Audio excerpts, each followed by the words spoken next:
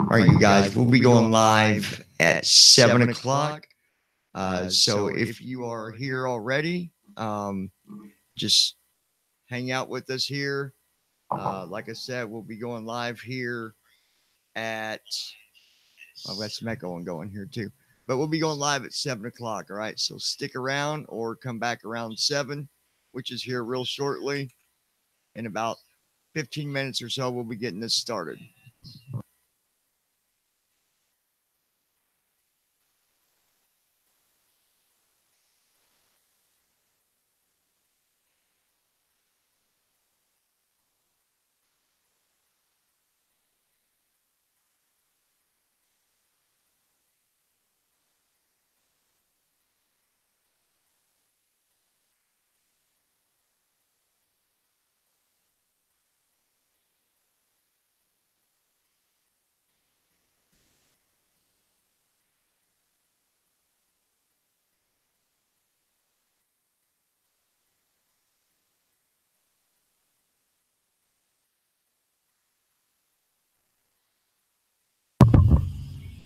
Hey, King Tako, stick around. We'll be starting here in about 15 minutes, brother. Good to see you guys. And while we're getting things set up, if you will, go ahead and share this on Twitter, Facebook, wherever you wish. All right. We'll be with you guys soon.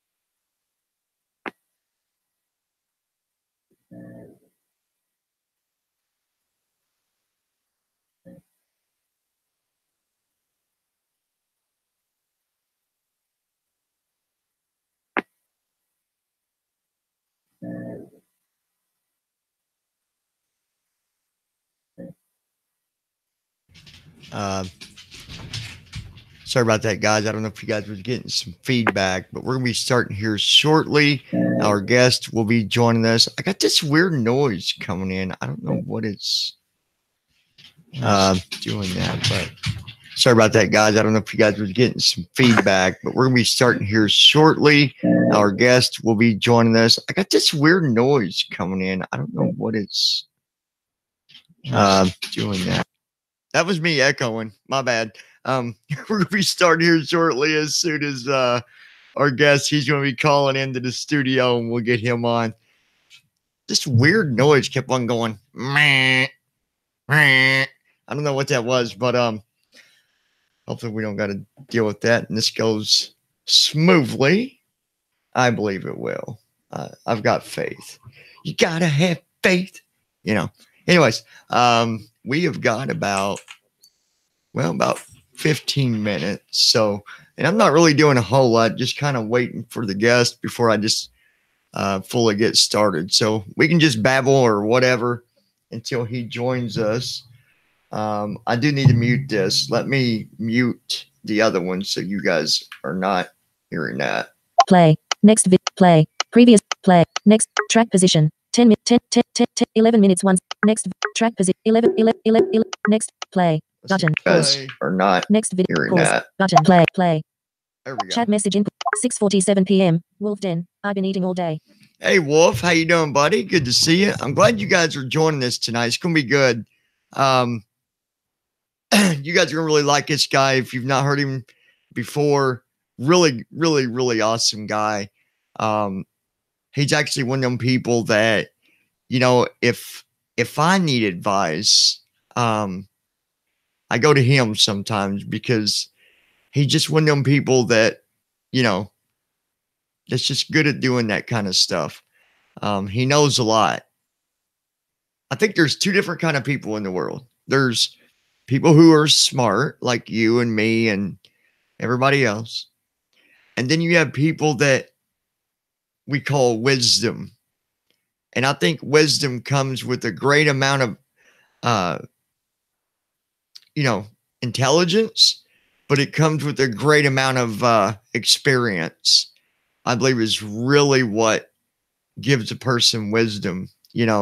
It's like, gosh, I so many times I want to just be able to ask like my grandpa for advice or, my grandma or someone like that because man, if anybody understands it's those kind of people. And I'm sure you all have someone that you would also say the same thing about, right? Chat message input. Show latest messages. Y'all Button. want to hear my phone? I'm looking at the Show latest chat, messages. so bear with me. 6:48 p.m. Wolf Den. I got it on Jurassic Park in the TV playing in my background. Cool. Wolf, how you been doing, buddy? It's good to see you. 6:47 p.m. Wolf Den. I've been eating all day. He says, I've been eating all day. I had spaghetti for dinner. 6:46 It was actually p.m. pretty good. King Tako. Hey Wolf Den. And you got the King Taco. Run for the border. Messages. Chat mess. All right, let me. Chat message input. Chat publicly as Lounging with John. Ellipsis. Text field. All right. Double tap to edit. See. Use the rotor to access misspelled word. Let me unplug this for a minute so I can see. Send. Dimmed. Button. Facebook. Dot. Phone. 81 new items. Dot. Notification. 6:50. Messages. Messages. Now. Jessica. Sunday. April. Messages. Now. Jessica. Thank you. Sunday. April 7th. Okay. Page 4 of 5. Adjustable. Swipe up or down with one finger to adjust the value. And what I'm going to do, well, I'm not going to do that yet, but around when we get started, I'll turn off the voiceover so you guys don't got to hear my phone. Adjustable. YouTube. Message. YouTube. Active. YouTube. Chat message input. Chat publicly as 6:50 p.m. Wolf Den. HRS. 6:50 p.m. Wolf Den. I've been watching TV violent move. Chat message input. Chat publicly as Lounging with John. And again, if you guys want to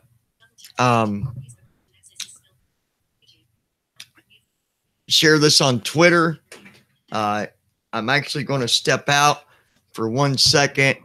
I'm going to grab me a refill on coffee. So I've got my coffee and all that good stuff. So if you guys are not going anywhere and someone else comes in, will you please put the message out there that we're going to be starting soon? I'm going to mute my mic so that, yeah, I'm going to mute it that way. You guys ain't got to listen to the dogs snoring or any background stuff. So I'll be back here in a second.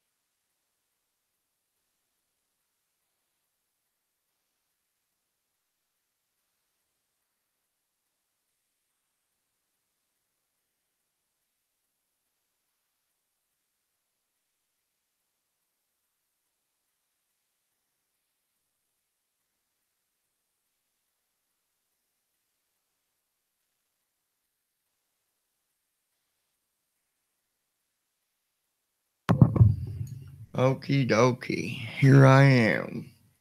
All right. Everybody's still with us, I'm hoping. I'm not going to hook. I'm not going to turn on the phone line until after we've got him on, and then we'll bring him in here, you guys. Stop. Messages. 102 in red messages. Double tap to open. Come on. Home. Mail. iTunes Store. App Store. Book. Help. Wallet. Double tap. App switch. YouTube. Active. Here's where I need to be. Chat message input. Chat public. Show latest messages. Button. Show latest messages. 6:55 p.m. Shauna Bates Mazzotta. Yep, still here, John. Okay, good deal. All right, so 6:54 p.m. Walked in. I'm relaxing in the recliner. Chat message input. Chat publicly is lounging with John. Ellipsis. Text field. It's going to be a good show tonight, you guys. I'm really I'm excited about him coming on. I'm very excited about that. I've got my coffee. I got my shoes tied tight. I hope I don't get in a fight. Oh, my bad. Y'all remember that off of Billy Madison? He's like, oh, the evil swan. I'll get you, swan. Oh, goodness. I don't know if you guys got a chance. Did you guys get a chance to messages now, Jessica, listen to the stream that I did? Not live stream, but the podcast that I did on happiness and money. Did you guys get a chance to listen to that? Or that's not something that's going to be up everybody's alley neither. Like that's the thing about me is I don't expect people to listen to every single podcast that I do or video that I do. Because it's got to get your interest, right? It's got to be something that fits with you or something that you're like, I'm curious. What is that about? So that's why I ask people if they watched it. Chat message, 6:56 p.m. Wolfed in. I drank coffee this morning, got up at 9 a.m. You got up early, Wolf. You an early starter, brother. If you guys will, I know I've already said it once, hit that Twitter button and put that out there on Twitter, Facebook, all that good stuff. I need to do it myself. We need to share it. Message on Twitter. Copy Twitter button. Twitter selected. Messages tab. Actions available. Lounging with John. Tweet. Cancel. Tweet. Text field is editing. Guest speaker Steve. Tweet button. Account menu. There we go. Account menu. Account menu. Return to YouTube. Play. Chat messaging. 6:57 p.m. Shauna Bates Mazzotta. Tweeted and shared to Facebook. Awesome. Thank you, Shauna. 6:57 p.m. Walked in. I tweeted the stream. Good deal, Wolf. Yeah, you guys usually do. I just like to remind people in case someone else came in. Page 2 of 5. Adjustable. Open Messenger. I'm hoping we get more people in here tonight. But nice thing is, it's here if we don't, right? Hey, the plus is that one of you guys could benefit from this when there's not a big crowd. So. 5:26 p.m. 8,125. Open more up. Space. Dictate. Button. Cat D. Next. Space. Oh, come on. Stop doing that. Button. Cat D. Delta. We got everything ready, running, and we'll be waiting on your phone call, sir. Inserted. We got everything ready, running, and we'll be waiting on your phone call, sir. Send message. Button. We got everything ready, running, and we'll be waiting on your phone. Mail. Good deal. Dot. Phone. 81 new item. Messenger. YouTube. Active. YouTube. Chat messaging. Messenger. Active. Messenger. Active. 6:50. Chat message. What I was going to tell you guys was that podcast that I did. What matters is the people in the chat that are watching. That's what I say. Yeah, exactly, Wolf. I don't. It used to be that I would worry about who's watching, who liked it, who didn't like it. But I don't know, man. I've learned that it's better to not let that, worry you or whatever. Guys, I'm going to ask you also, because I got my headphones turned to a lower volume. Um, how is my microphone audio right here? Is it good? I mean, would you say that it needs to be louder, not loud enough, or are we doing good right where we're at? That's very important. That's why I'm asking. Chat message input. 6:58 p.m. Walked in. What matters is the people in 7 p.m. Walked in. It sounds good to me. Okay, good deal. I did that podcast earlier because I had did a speech and I forget what location I was at, but it was about money. It was about happiness and money. And I tell you what, there was a lot of people that honestly, I mean, I do expect it, people to hopefully apply things in their life for, to be able to help them out. But at the end of that speech, when I did it, and it's been a couple months, I was amazed by the results. Like just the way the people were acting at the end of it compared to how they were responding and acting at the beginning. It was, I don't know, I could tell that it really did like get people's attention.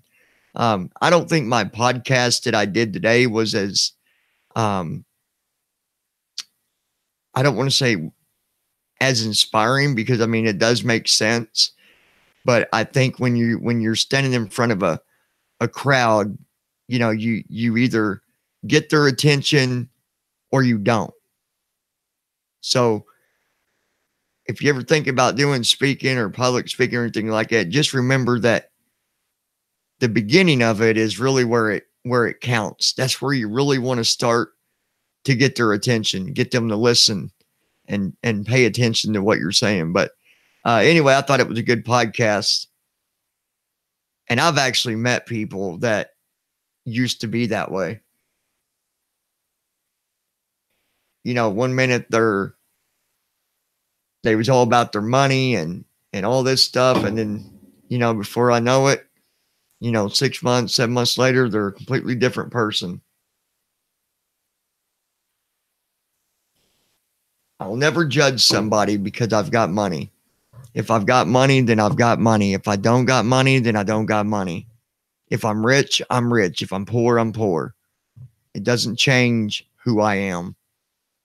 I wish that everybody could be that way. I really do. But all we can do is try to help people and, TikTok. Now. 7 p.m. 7 p.m. Chat message. Show latest messages. Button. Show latest messages. 7:01 p.m. Walked in. What I have to do is not pay attention to the ratings I get because if I do, they will dislike one. Yeah. Yeah, you're right, Wolf. You are right, brother. 7 p.m. Shauna Bates Mazzotta.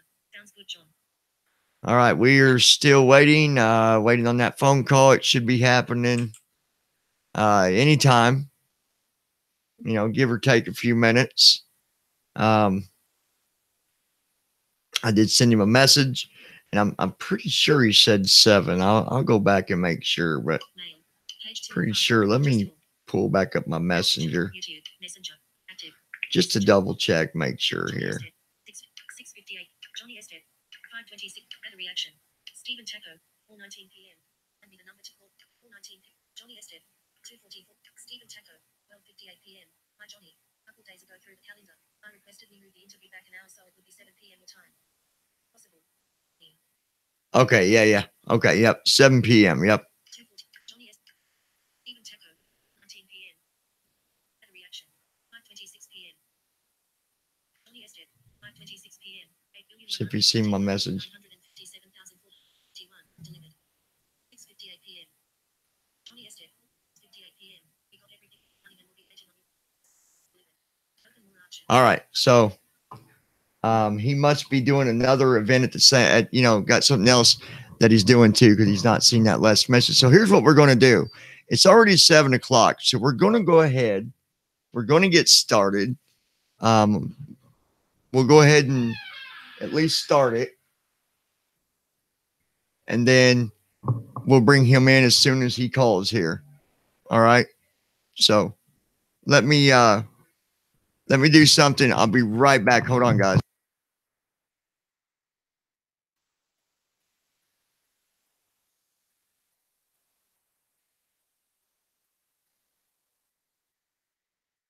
All right. Um, so I'm going to let him talk about whatever, whatever he wants to talk about on bullying tonight. We're going to let him talk about it. But then if you guys got questions, and this is a good time that maybe you want to write down a few questions that you might have for him, anything that you've always, kind of questioned in your mind about bullying, I want you guys to use that tonight and ask him. So Shauna, Wolf, Taco, any of you, even if it's just, how do you handle this, or, what would you do in this situation, or whatever it might be. Okay. Because I can guarantee he'll have an answer for you. Um, like I said, he just an outstanding guy. I can't do anything but give him thumbs up on, everything that I've ever heard him say. Um, he's an outstanding writer. Uh, it's just, so save them questions for him. Don't ask me. Okay. Save them for him. Um, I'll tell you something else that's cool is I've got an organization. Well, it's right on the lines. It's almost ready to be uh, set up as an organization through my college, and it started out as a group, and it was about support and all that stuff. The interesting thing is, I actually had someone ask me, "What do you guys? What is the support for? Is it just for the educational side of things while going through college, or is it for other types of support?" And I said, well, any kind of support, just to help a person get through what they're dealing with. I mean, going to college can be stressful, but um, long story short, now we're also going to be focusing on those that want that support because of bullying. Believe it or not, it happens in college. And I don't know if any of you have ever experienced that or ever saw it, but it most definitely does. You know, you go to these big colleges, like North Carolina, their college, or the University of, Kentucky, or one of the big colleges, right? Where you stay in a dorm and all that, there is definitely some bullying, because it's kind of crazy, because college is the same way as it was when we went to school. You've got the cool kids, you've got the non-cool kids, you've got what they call the nerds, you've got all these different groups even in college. And I just find it kind of crazy that it's that still happens even and you might not see it as much in college, but it definitely does happen. So again, we're just waiting on this telephone here to ring so we can bring in our guest. Um, he might be running a few minutes behind. That's okay. Things happen. Um, so as soon as he calls, we'll get him in. But so yeah, what do you guys think about that?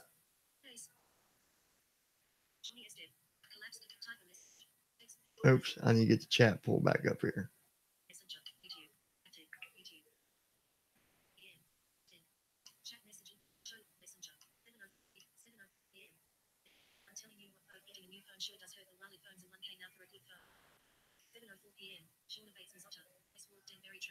Oh, did you get a wallet phone, Wolf?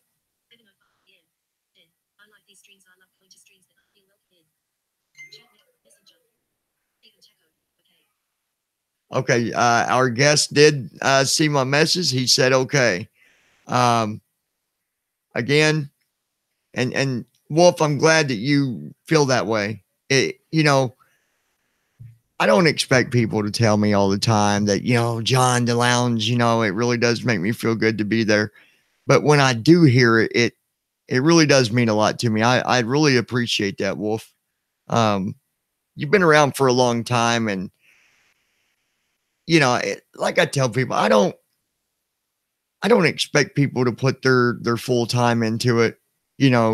People will support when they can, and if they choose to, they do, and if they don't, we can't do anything about that. I mean, there are some that I would expect, that would be around, but I don't hold it personal because things happen, life happens, and yeah. So we'll get there. We're getting close to our first goal, the 1,000. I can't wait till we get there. Um, we're almost at 940, I believe. So we've got 60 more people. 60. It don't seem like a big number, but I'll tell you what, when you're fighting the fight on YouTube, it definitely is a big number. All right.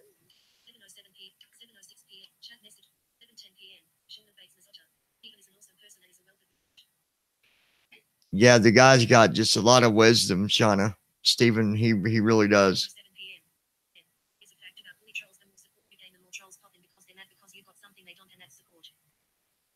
Yeah, and it's interesting. I did podcast, vlog, whatever. It's interesting because there was a study done, and it showed that 40% of the time that someone is bullying, they don't even have a reason. Like, they don't even know why they're even bullying you. And the research showed that they was having problems in their life, whether it was stress or depression or whatever it was. So that's why I try real hard now to not pay attention to the bullying. Now, when someone goes out and, makes up a whole channel, pretends to be someone, that's a little different. And that's why I let you guys know about that, because that goes over the line. But I have definitely changed my ways on dealing with the bullying. I've taken action on some of them. I've got,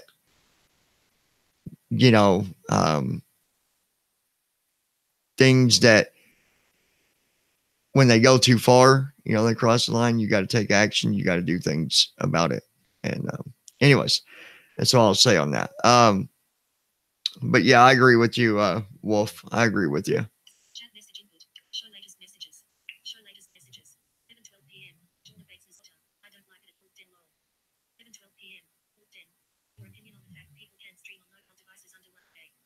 I know. Yeah, Wolf, that aggravates me, man. I can't believe they did that. Like, because I was going to start doing something. I had an idea for some live streams I was going to do, and now I can't do that. I can't do it. And I was going to, but not now. However, we're so close that, it won't be too long and I'll be able to do that, because I want to start doing some gonna be doing some outdoor stuff this summer with live streams. At least I'm gonna try to live stream without being on Wi-Fi. And sometimes that works out okay, and other times it doesn't work out so well at all. But yeah. Do you guys remember? Did you guys ever watch any of the camping videos that I did? I'm gonna be doing some more of them this summer. Um, I'm actually trying to put together a group to do some cave exploring too. I'm in the caves. I like that stuff. And you know what I wish we would have also done? And we still haven't, we wasn't able to make it happen. And that was the Waverly Hills. I wanted to do that so bad, but we just didn't have enough supporters behind us to sign up for it. So, you know, if I could have done it all by myself. Up. Here we go. Hold on, you guys. Accept button. Hello, hello. Steven, how are you? Let me plug you in and I'll be able to hear you a lot better too. Hold on one second, brother. All right, guys, our guest has called. I'm going to plug it in now and get him on the show with us. All right, let's see here. Steven, can you hear me okay? I can hear you great. Wonderful. You are live, my friend. I've already got the live stream going. I went ahead and started a little bit ahead of, I kind of went ahead of the game a little bit. That way I wasn't trying to set everything up while we're trying to get things done, you know? So, Sure. We do have some guests with us, well, not on with us, but we do have some viewers in here with us tonight. So what I'm going to do, you guys, is I'm going to hand over the microphone here to our guest. I will let him introduce himself to you, and then we'll go from there. So go ahead, sir. Well, hello, everybody. My name is Stephen Tako, and I am the author of Motivated to Act and the series of Junga the Dancing Yeti. I'm an anti-bullying advocate. I've got about 30 episodes on YouTube called Tako Talk. My last name Tako, T-A-K-O, Tako Talk. And so I interview people who have been victims of bullying, people who are in the business of helping people who have been bullied. And so this is my second time on your show, and I'm happy to be here. And I'm told I have a unique outlook on life and how to work with bullies and how to help people with their self-esteem. I've done a lot of motivational talking, and I've also worked in the entertainment industry, so I've been on a lot of sets with different actors and whatnot, and it's enjoyable. So I try helping people live a full life, going after their dreams and passions, and yet have a sensibility of being able to take care of themselves. That's awesome, man. That is awesome.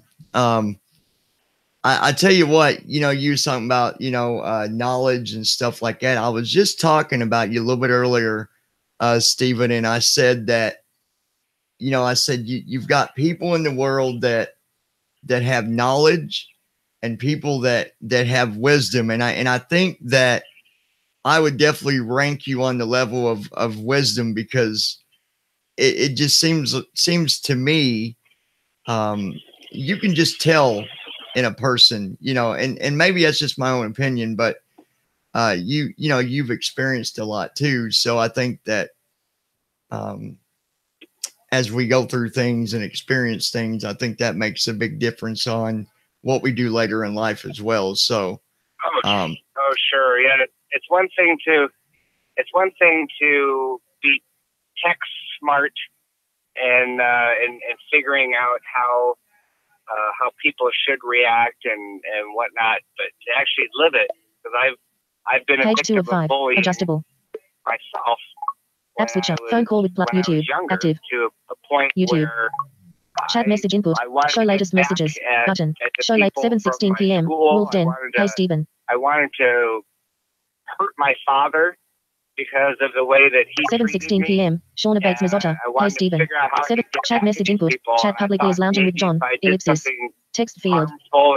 Double tap to edit. Use the rotor to access misspelled words. They would then see, you know, the voiceover off.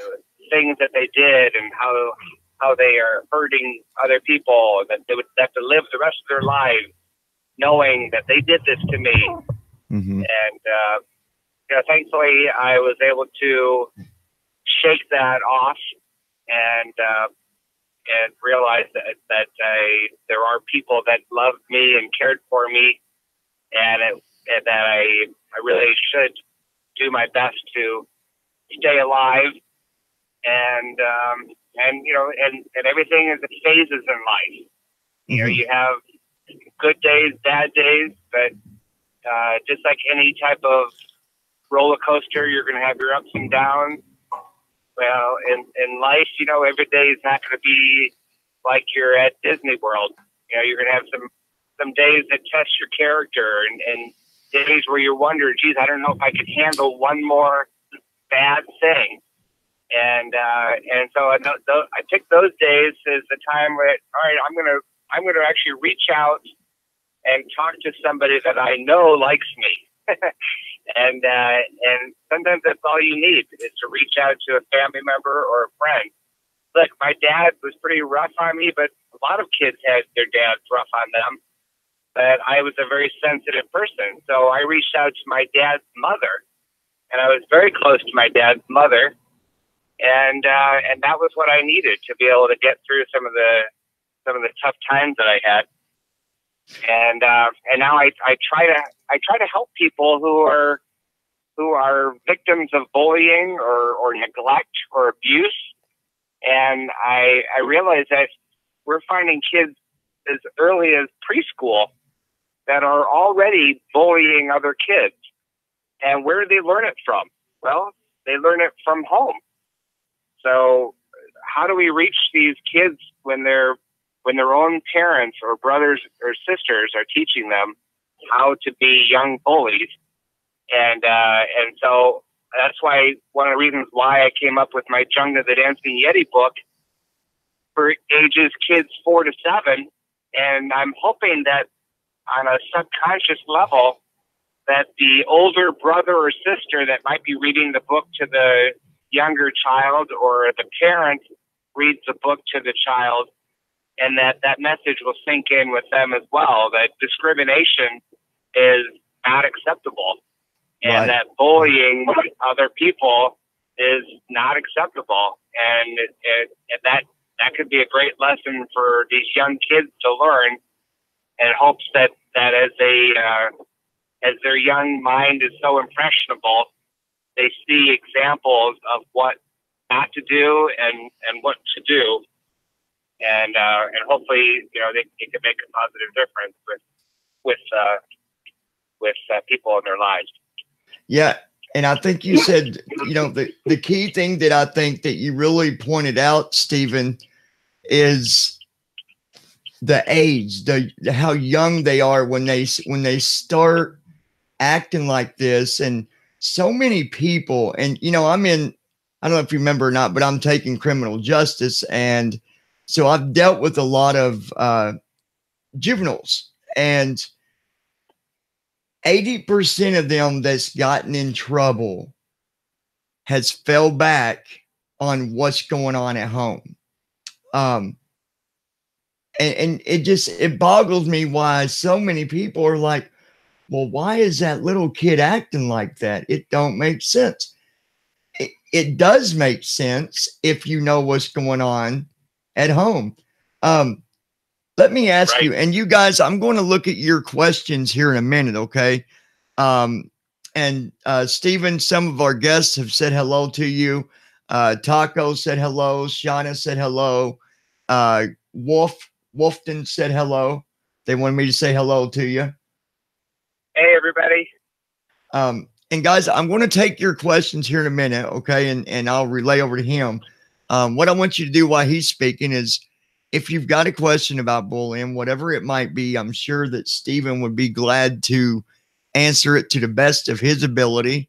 I've got a question actually for you myself, Stephen, about bullying.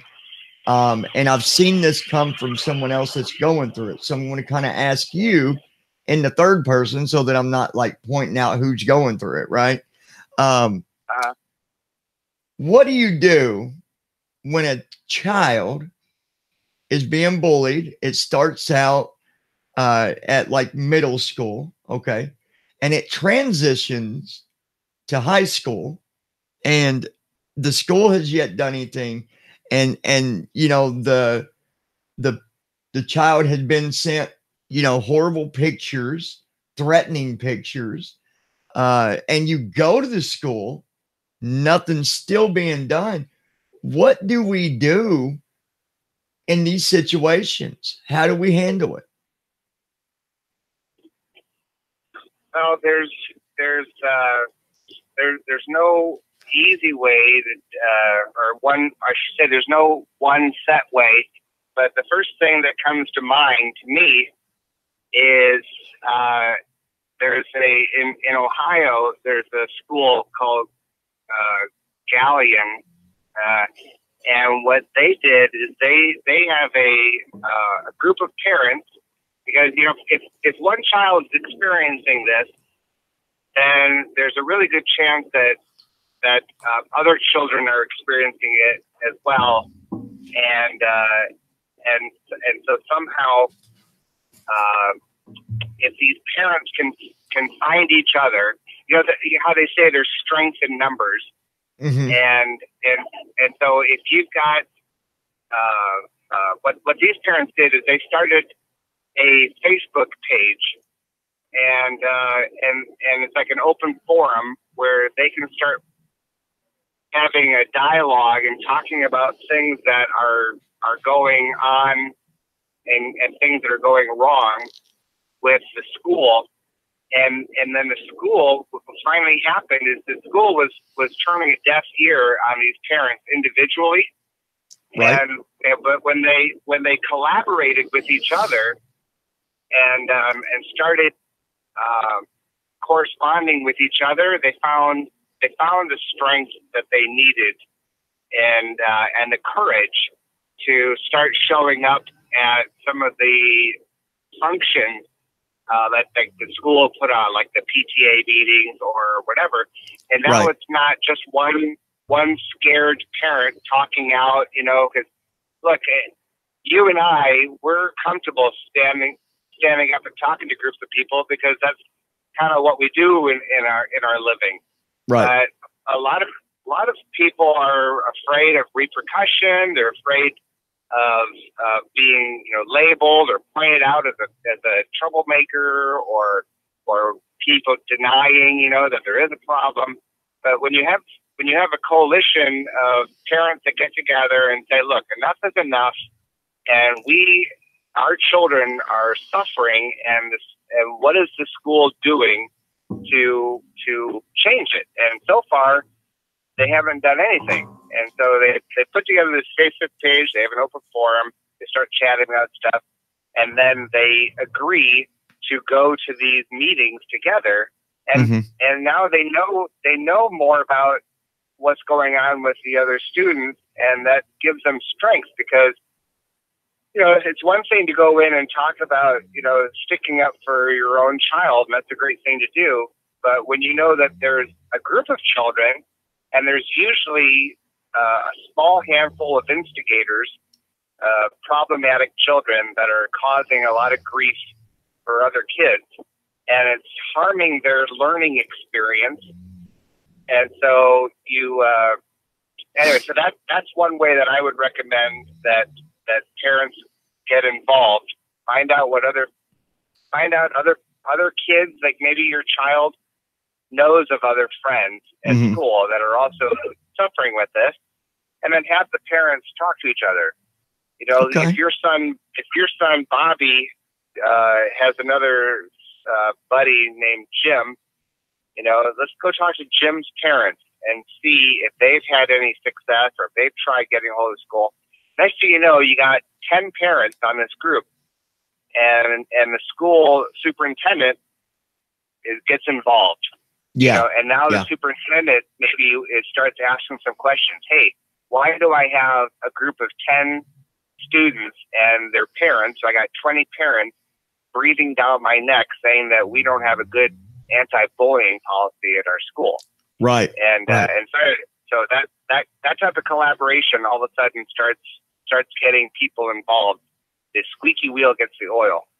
Yeah, and I think having a group, like you said, it makes a big difference when you've got if you just got one person, it makes it much more difficult to really go in and try to show that, hey, this is a problem. It's kind of like what I do, with the raising awareness here on the lounge, if I did it by myself, fine, that's all good. And I would continue to do it. But the more people that are standing up with you, it just makes a big difference. So I like that you pointed out, to get with other parents. I think that's, personally, I think that's the way that I would have suggested too. But, and like you said, there's so many different things. And, the parents, we don't know exactly what goes through your guys' heads. I mean,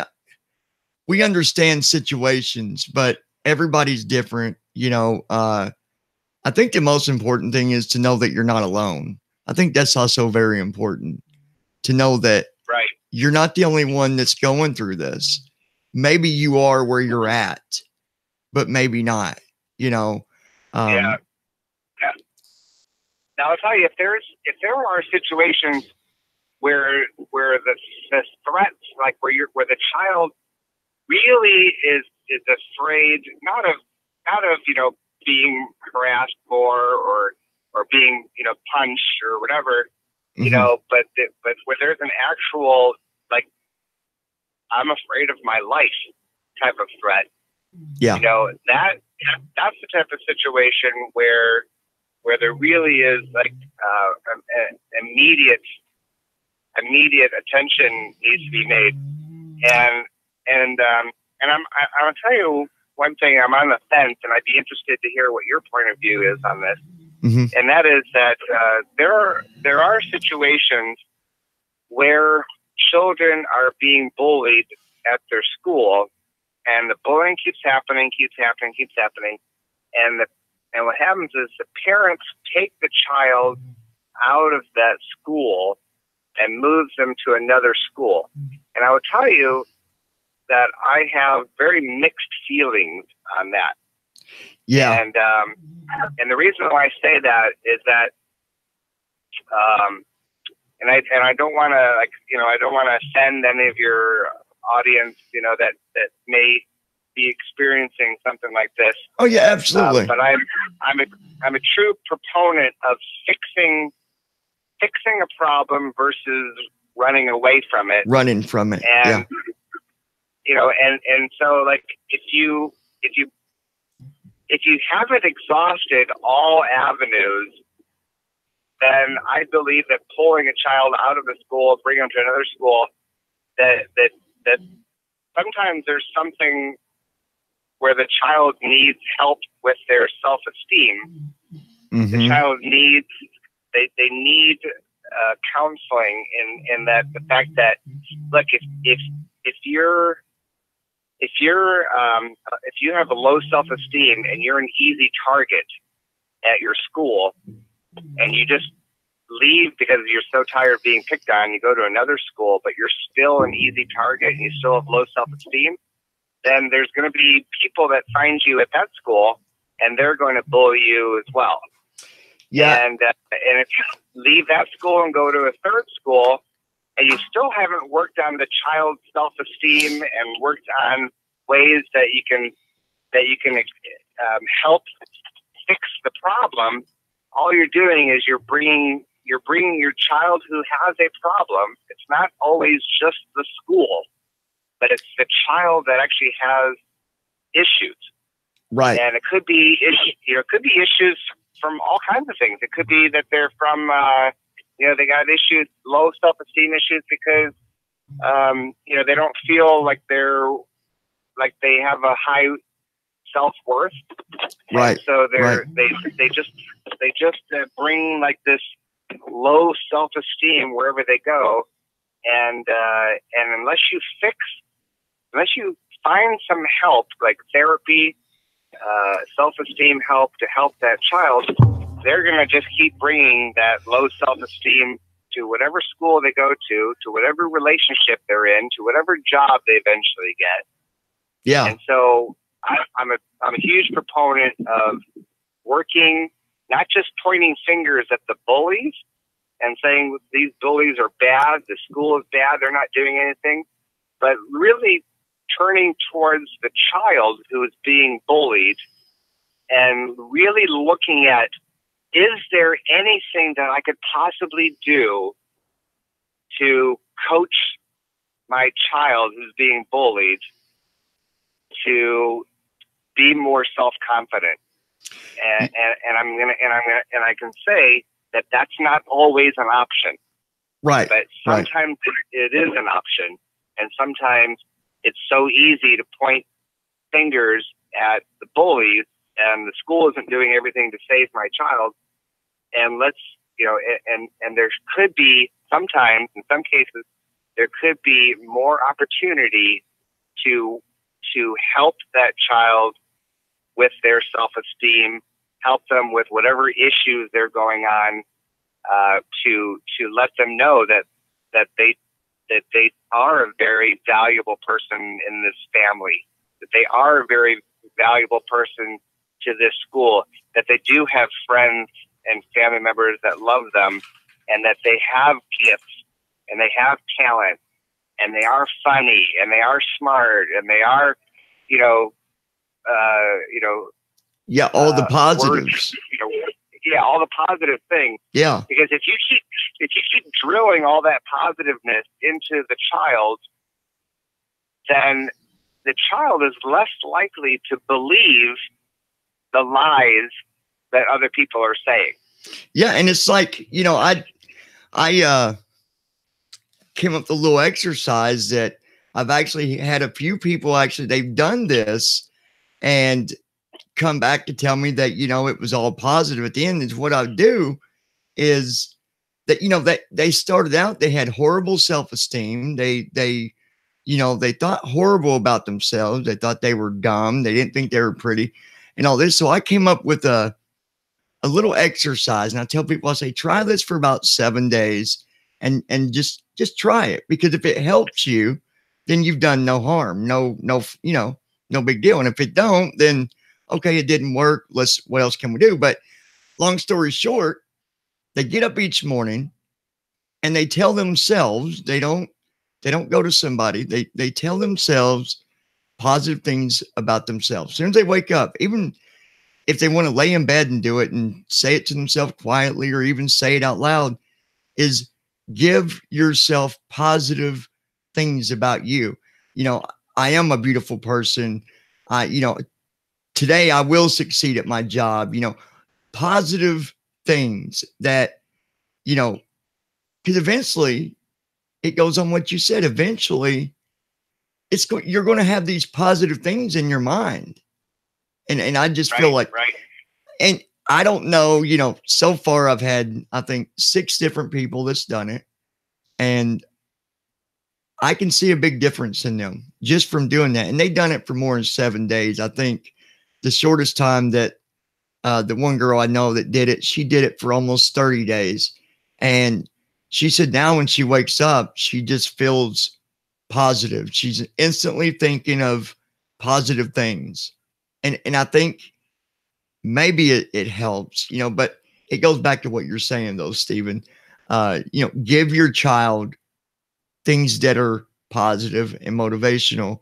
I'm going to agree with you. I'm on the fence with the same thing, because I feel like if we continue to pull our kids out of schools and put them in another school, it's kind of like you're running away from the problem, Right. Right. And I'm the type of person that says, don't run away from the problem, run through the problem and figure it out, and sometimes the bully technically isn't the problem. So I'm kind of with you on that. I'm not saying to the viewers, me nor Stephen, we're not saying that, if that's what you did, we're not saying that you made a horrible choice. I believe what Stephen is trying to say is that make sure that you're looking at all your options before doing that. Because Stephen, would you agree that doing that could also be setting them up for even more failure as far as trying to solve the problem? As far as, because what happens if you put them in that new school, they've got another bully, they're going to feel like, gosh, everywhere I go, this is all I get. Right. It's just like a person who is in a bad relationship and they break up and they immediately jump into another relationship. And then all of a sudden they realize, geez, this person's treating me like crap as well. You know, and then they break up with that person and then they start dating another person.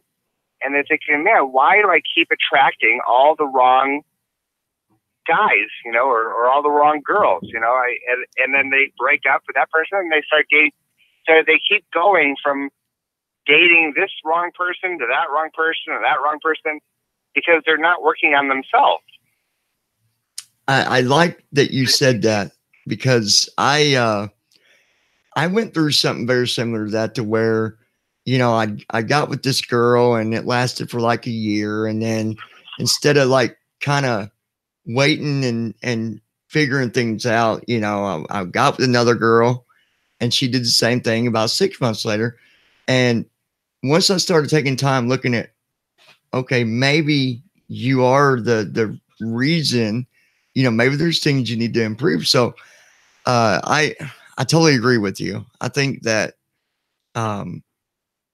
anything really, when you move too fast, just try to avoid it, you know, and hope that it just, okay, well, it's just going to get better because I'm going away from it. I don't think that that's the answer. Let me see if we got any questions yet, Stephen. Let me look here. Okay. Oops, I hit the wrong button here. Here we go. End call, contacts, FaceTime video, button. Messenger, 31 messages, 45 minutes chat ago. pulled up Jessica, here. I apologize. text message. iTunes Store, App Store, iTunes Books. Sometimes it takes me a second with this voiceover, I tell you. YouTube, active, YouTube. It doesn't always agree with me. Shauna Bates Mazzotta, 7:30. Chat message input. Okay, guys. So let's see if we got any questions coming from you guys yet. If you got questions, please feel free to ask. John 72. Hello, Justin. Slightly smiling face. And hello to the other people that's joined us so far, Mom and Justin. 7:40 p.m. Shauna Bates Mazzotta. Hi, Justin Friedman. All right, so I'm looking for any questions. King Tako. Hey, Justin. 7:39 p.m. Justin Friedman. Hi, John. 7:38 p.m. Wolf Den. If that's the case. 7:38 p.m. Okay, let's Wolf see. Den. It's also hard to bring up your self-esteem if you have emotional and physically abusive parents. It's interesting, Stephen. I got someone that said words 7. Colin P. Wolf Den. It's also hard to. It's also hard to bring up your self-esteem if you have emotional and physically. If you have emotional and physically abusive parents. What is your view? That's a good point, I think. What is your view on that, Stephen? Well, I would agree. Well, I would definitely agree that if you have emotionally abusive parents, then it's going to be a huge challenge on your self-esteem, because we're supposed to be able to rely on our parents for protection, for direction, encouragement, and I will say to look at my own situation, as I mentioned in the beginning of our conversation, I had a very I would say abusive father who was a very hot-tempered person who scared me, and who had beaten me up a couple of times, and I did not like being around him, and I had very bad thoughts in my head that scared me sometimes of things that I would do to him, which I thank God I never did. Right. But when he would start cursing at me, and I am got I'm trying to help him with a project that I'm forced to do. I'm being cursed at, and I just really wanted to be anywhere but there, and I started becoming numb. So the things that he would say would just kind of like filter in and out of my head again, and I just became numb around him. And it took me a while. I mean, when you're in the thick of it, it's so hard because you're there, or you're in the thick of it, and you're dealing with it, and it feels like there's no escape. And but if you can possibly look at the fact that you're only if you're still a child and you're forced, and sure living at home, then if there's a way that you can realize, my childhood is going to end at some point, and I'm in a pretty crappy position right here. Mm-hmm. And I'm going to do the best that I can to make sure that I do not repeat this cycle. That eventually I'm going to get out of here, and you hope that you can find, even if your parents are treating you pretty crappy, you can hope that there is some that you think somewhere that they still actually love you, but they just have a tough way of showing it. Mm-hmm. And if they're emotionally abusive or any type of abuse or neglect, it's because they themselves are very damaged. What would you tell a teenager if they were listening right now, Stephen? If we had a teen that was listening right now that's going through this, that feels lost and alone, what would you tell them? What would you suggest that they try and do if they're going through that? I would, a couple things. One, my first suggestion is to hang on. Hang on, because there are people, there are teenagers that think that this is their life. This is how their life is going to be. And as I mentioned before, we go through many stages in our life, and the teenage stage where you have to live with your parents and you're reliant on them for finances and whatnot. It's such a small period of life that there's so many more years after that to have a better existence. So I say, hang on. Don't do anything rash. Don't try to harm yourself or harm your parents or harm anybody. But I would say to yourself, I would ask yourself, do I have any other family members that I can confide in, that I can trust in, that I can, maybe it's an uncle or an aunt or a grandparent, somebody that I can confide in, a cousin, that I can actually talk to, not just to talk bad about my parents and how screwed up they are, but to say, look, I'm hurting. I'm in this situation, and I feel like I'm stuck here. And if you have an ally, remember how we talked earlier about the schools, and there's strength in numbers. Mm-hmm. Well, when you're a teenager and your parents are not treating you well, imagine how isolated you would feel because first of all, you're going through hormonal changes, so you're already on high, on a higher heightened levels of awareness, because your body's going through changes and your hormones are messing up, and as you're developing and you're becoming the person that you are, you have several different challenges, and you just think, oh wow, this my parents being mean to me, and oh, that's ruining my life, or oh, I just got an F on this test, that's ruining my life, or oh, my girlfriend just broke up with me, that's ruining my life, and there's all these things where you think, oh, it's so monumental, it's so terrible, but they're all phases, and so I would say, go try to find another family member that you can, that likes you, that you can confide in, that you can talk to.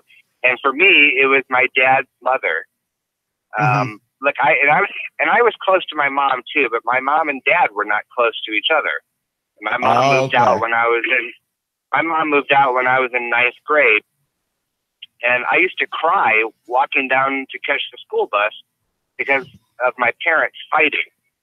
And for me, it was a relief when my mom moved out. Now, I would have wanted my dad to move out, have my mom stay, but my mom went ahead and moved out and left us with an abusive father. Well, believe it or not, mine was the lunch lady. Like, I'm not even kidding.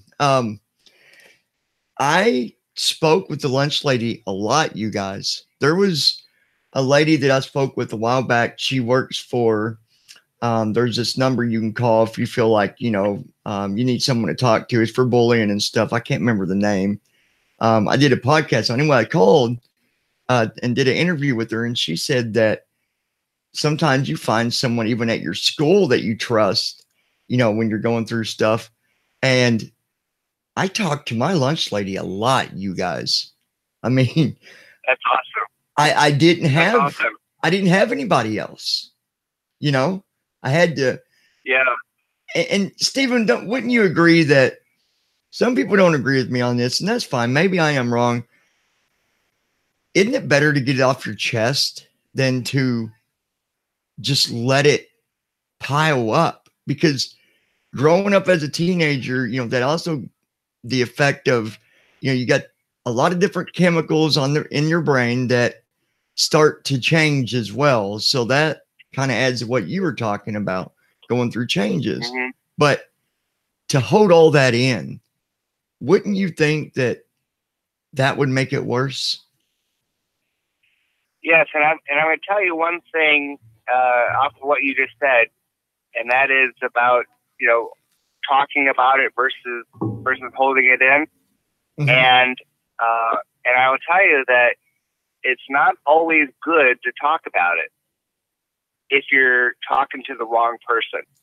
Right. If you open up and you talk to somebody that you could trust, somebody that you look at their life and you see, this is a good person. But what happens is sometimes teenagers or adults, anybody, opens up to the wrong person.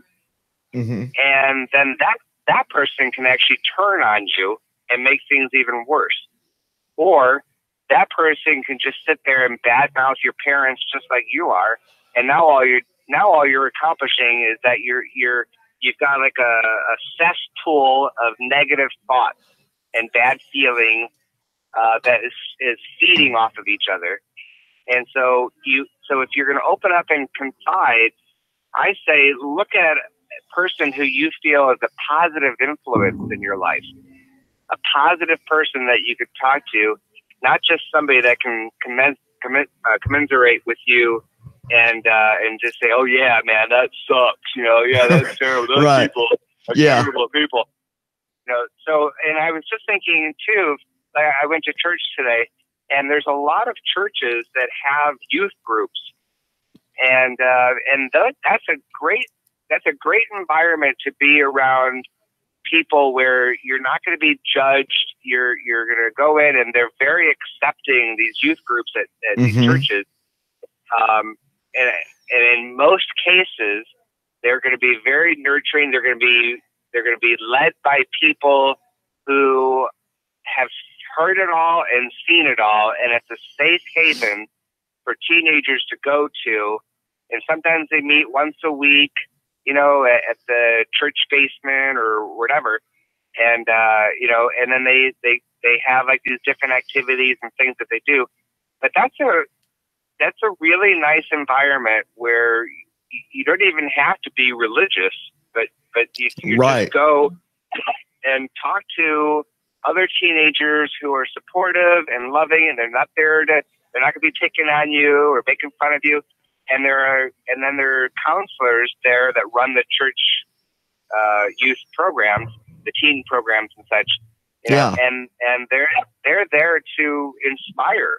That's where you start sharing about what's going on with your life with positive people who are not going to just swirl around in a cesspool of negative thoughts and just talking about how bad people are.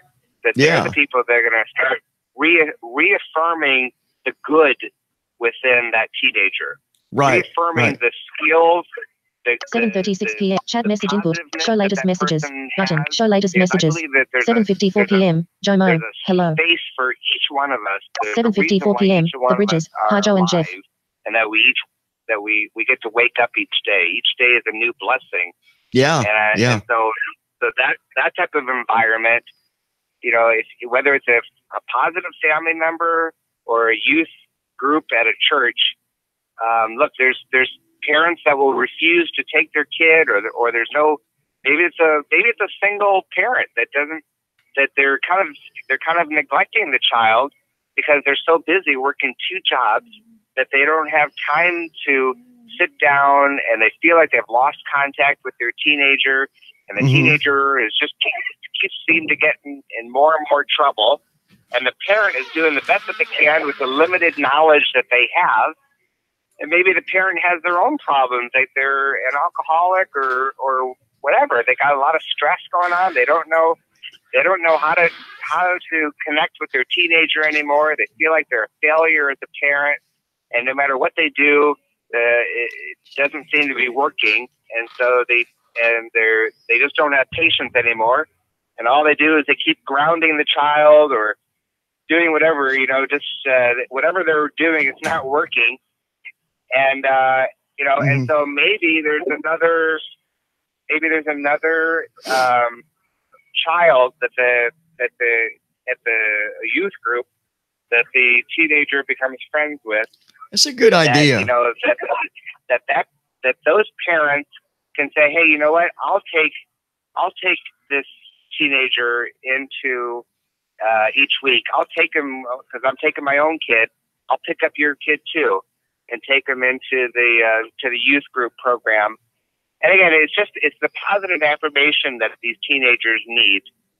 And anyway, to answer your question, putting them in a positive environment too. It's taking them away from that normal negative environment that they might be in, and kind of putting them in a, obviously, not telling people you got to go and do that, but it's going to be a positive environment. So right. That's a good point there, Stephen. Let me look at the chat again, see what else. 7:54 p.m. Shauna Bates Mazzotta. Hi, Joe Mo. If you guys got any questions, please feel free to ask. While you're looking that up, I do want to add one last thing to that as well, and that is, when you're helping somebody else out, when you're stepping out and doing something good and volunteering and helping another child out, or you're helping an animal at a shelter, it's really hard. It's hard to feel sorry for yourself when you're actually out helping somebody else out. And so another thing that I recommend for teenagers and adults is to find a way that you can help somebody else who's less fortunate. Maybe it's a dog. Dogs at the pound. That you go out and volunteer to take them for a walk, and and you go around and you take this animal who needs love and is lonely, stuck in a cage, and you go out and you volunteer your time. It's a good feeling. You feel good about yourself because you've just done a good deed and you've helped this animal by taking him out for a walk.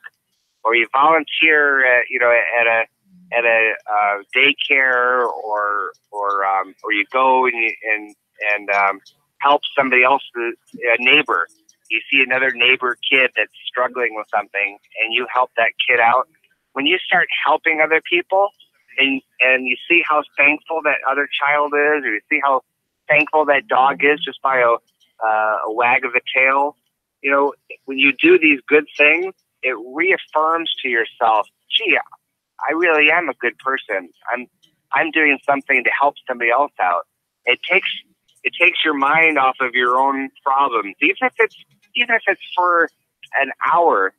You've taken your mind off of your own problems that you're dealing with, and you're helping somebody else out. And it's a really, really good way of helping your self-esteem and seeing that there's a reason for you to be here. I helped somebody else out today. That was my purpose.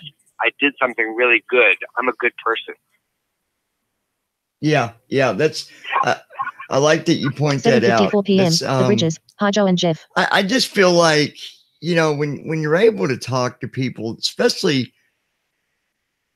the key to this is trust. You got to make sure, guys, don't, you know, it's good to talk to someone and good to get it off your chest, but be careful who you talk to. You know, yeah, you might know them. You might, you know, it might be someone you're like, oh, well, they're a cool person. They'd never do that. But I've seen it. I have seen it so many times where a person will, you know, confide in somebody and they'll think that they got this great trust relationship. And the next thing you know, that person has taken everything they've said and done exactly what Steven said here and turned it on them. Now you just told the world every problem you got. And that's not easy. So Yeah. I think you really need to be careful. Make sure you can trust whoever it is. And we're not saying that, you know, don't tell your friend. I mean, if you have a really, really trustful relationship and you know it, you got to be 100%. Don't be, well, I think so. If you say that to yourself, then don't tell them. Because if you got doubt, at least that's my opinion, maybe you see it differently. If you've got doubt, like you're like, well, I don't think they would do that, I would say no, don't tell them, because that means you don't have 100% trust in them, and you have a little bit of, you know, maybe they could end up, you know, saying something. Right. So make sure you can trust whoever it is that you tell. That's the important part. I'm just trying to look at we got more people that came in, the Bridges, Joe, Jeff. Hello, everybody. If you're just joining us, Stephen has joined us. Pronounce your last name, Stephen, because I don't think I'm saying it right. Tako. Tako. Okay, so I did say it right. Yeah. I just wanted to make sure. Guys, Stephen, if you're just joining us, he's also a book author. He does public speaking, and he does a whole lot on bullying and awareness. So he's here with us tonight. So if you've got questions that you might be going through, or someone else is going through, or maybe you just want to know, feel free to ask questions, because Stephen will do his best to give you the best answer that he can.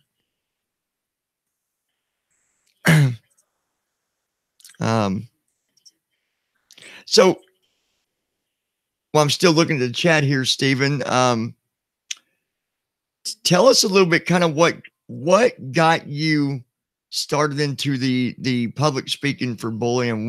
How did that work out for you as far as when you started out doing it? Is it because of what you went through, you wanted to change other people's lives from going through that, or what kind of pushed you that direction?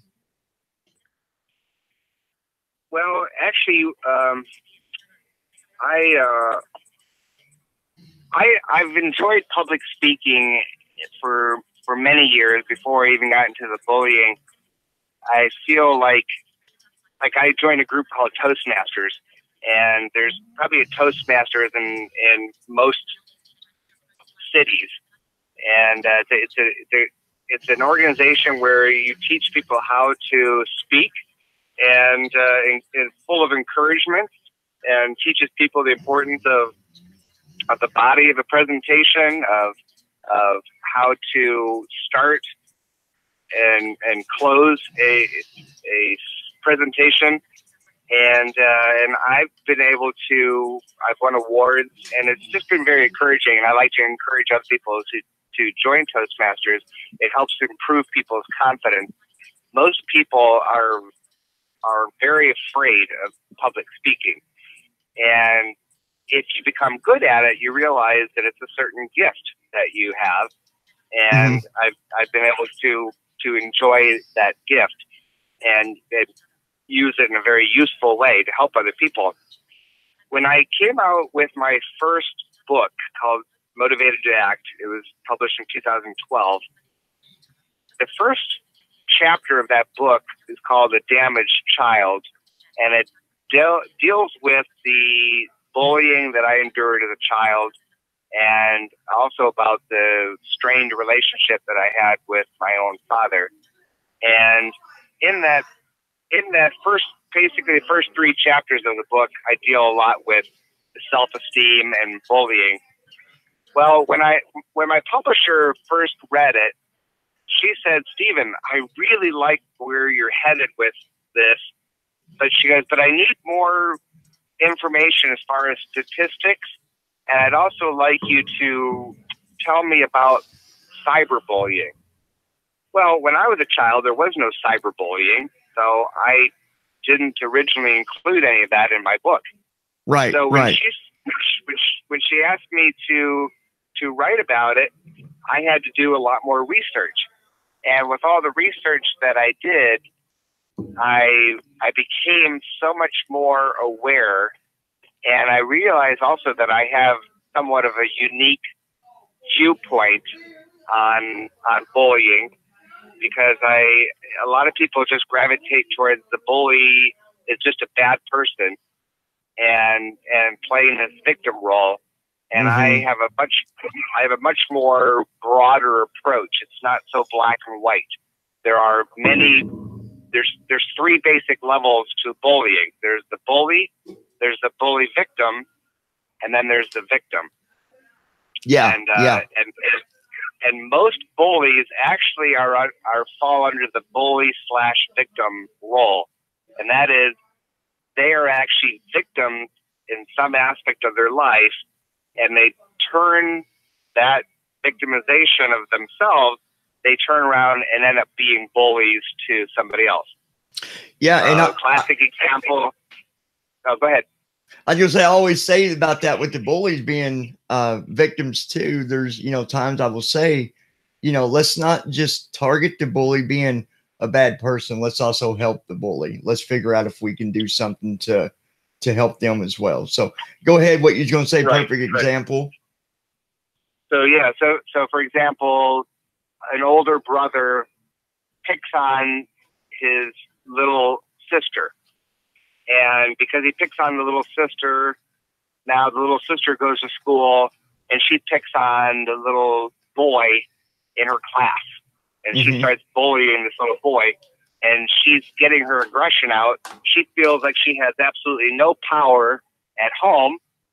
And so now it makes her feel good to have this power over this little boy at school. And oftentimes it doesn't actually make her feel good. She feels good for the moment, but then she usually does not feel good when she thinks about it afterwards. So she's the bully victim. The victim is just the kid that just keeps getting picked on all the time. And then the straight up bully is the bully that really thinks that what he's doing is completely fine to do. And that they are usually the son or daughter of people who also feel that way. So they feel that they literally are better than you. They feel like because of their education, because of their family lineage, because of the house that they live in, whatever it is, that they feel that they actually really are a higher, superior person than you. And that's the type of bully that's really one of the worst types, because they're one of the hardest to reform, because they don't quite understand that what they're doing is wrong, and what they're doing is reinforced by their parents. So anyway, those are the 3 levels. But getting back to your original question, is that all of the writing, all of the research that I did on bullying from that first book, well, when that book was published by Enchanted Forest Press in 2012, it thrust me into the anti-bullying movement. And people in my general area of where I lived at the time in Los Angeles started hiring me to come out and speak to boys and girls clubs, to the Rotary clubs, I'd already been a speaker going to different businesses, and now I had a whole new level because I've been in sales most of my life, so I was already a person that went out and talked on sales issues. Now I've got a whole new level that I'm speaking about bullying, and now I'm able to speak to teenagers and to adults who maybe have lost their way in life and needed some new direction and are still playing the victim role from their childhood days. So it's really, I try to mask my speaking as a motivational speaker talking about building self-esteem, and I would throw in the anti-bullying, excuse me, because a lot of teenagers and kids don't realize that they might need to listen to an anti-bullying talk.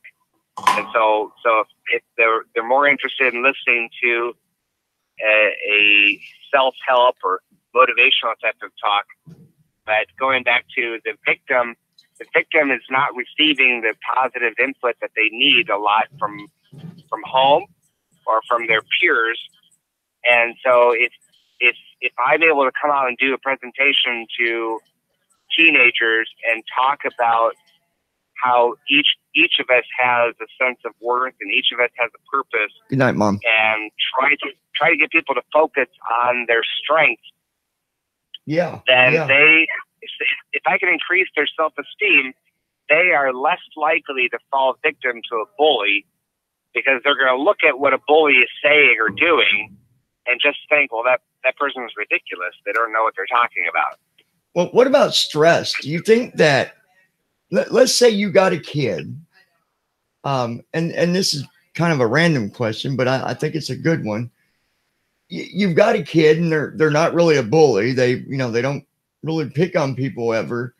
But then they begin to take on other things in their life, working hard in school, maybe working a job after school. And so they start taking on all this stress, and then they begin to lash out at people, but not purposely, not really bullying, but just being a negative person. Do you think stress is a component to that? Do you think that that can cause people to lead up to being bullies or to act like that? Well, certainly stress has many negative effects on people. One issue of stress is that it deteriorates one's health. It's very unhealthy to live a stressful life. Yeah. People get a lot of anxiety. And so when you're stressed out, if you already have issues with anxiety, it makes your anxiety off the chart living in a stressful, because you're trying to maybe you want everything to be perfect. You want to set a good example. You want to do the right thing. You want to get that raise. So there's so many different ways that people have stress, and there are people that just have short fuses. There are people that have to go to like anger management classes, and they end up working their way up through their job, and they take their stress out on people that love them. So you got a significant other in your life. Yeah, you're dealing with stress, and there's policemen have a very stressful job, and the divorce rate with people that are married to policemen or policewomen is very high. And I was going to say I learned that in class here last year. I actually had to take a police class, not because I'm trying to be a police officer, obviously, because I can't. Being visually impaired, that won't work. But it's interesting to know that police officers carry a very high percentage in suicides and just several other stress in general. They deal with a lot. And I don't know if you knew this or not, but there's a lot of police stations that don't even have a type of counseling system for their officers. I don't know if you knew that, but I think they should. They should definitely have. Yeah. We see it on TV that all cops have counselors, but they don't. You know, it's up to the sheriff and, you know, how he wants to lead his department. But police officer, it's interesting you brought that up. So yeah, if you imagine the stress that a police officer has, and since you mentioned counselors, I'll say therapists as well. Therapists also have a high level of suicide and divorce rate, and so you've got police officers and therapists that every day their job is dealing with people at their worst. So you start getting a bit jaded, where you start thinking, you know, geez, you see people are constantly breaking the law, or you see people are constantly complaining or about how miserable their lives are, you know, or about how screwed up their families are, or all these things. So you're seeing the worst of the worst all day long. Well, how can it not have a negative effect on you when you keep getting this infiltrated into your head over and over and over? So I know there's certain tricks that some people use. There's a very famous story, actually. I don't know if it actually really is true or not. But it's about a police officer that when he brought a friend over to his house, his partner, I think it was actually at work. And before he entered his house, he reached over and he rubbed a leaf and on a tree that was right next to the front door. And even though with all the stress that he had and all the terrible things that he and his partner saw throughout the day, he walked in the door. His wife greeted him. They had little kids ran up. They had dinner, and his demeanor was completely different. And he was a family man. He wasn't a police officer at that point. He was a family man that just came to his family. And his partner asked him, "What's your trick? How do you do that?" And he said, "Every day I rub my fingers on that leaf, and I'm leaving everything outside, because all the stuff that happens outside does not affect my family.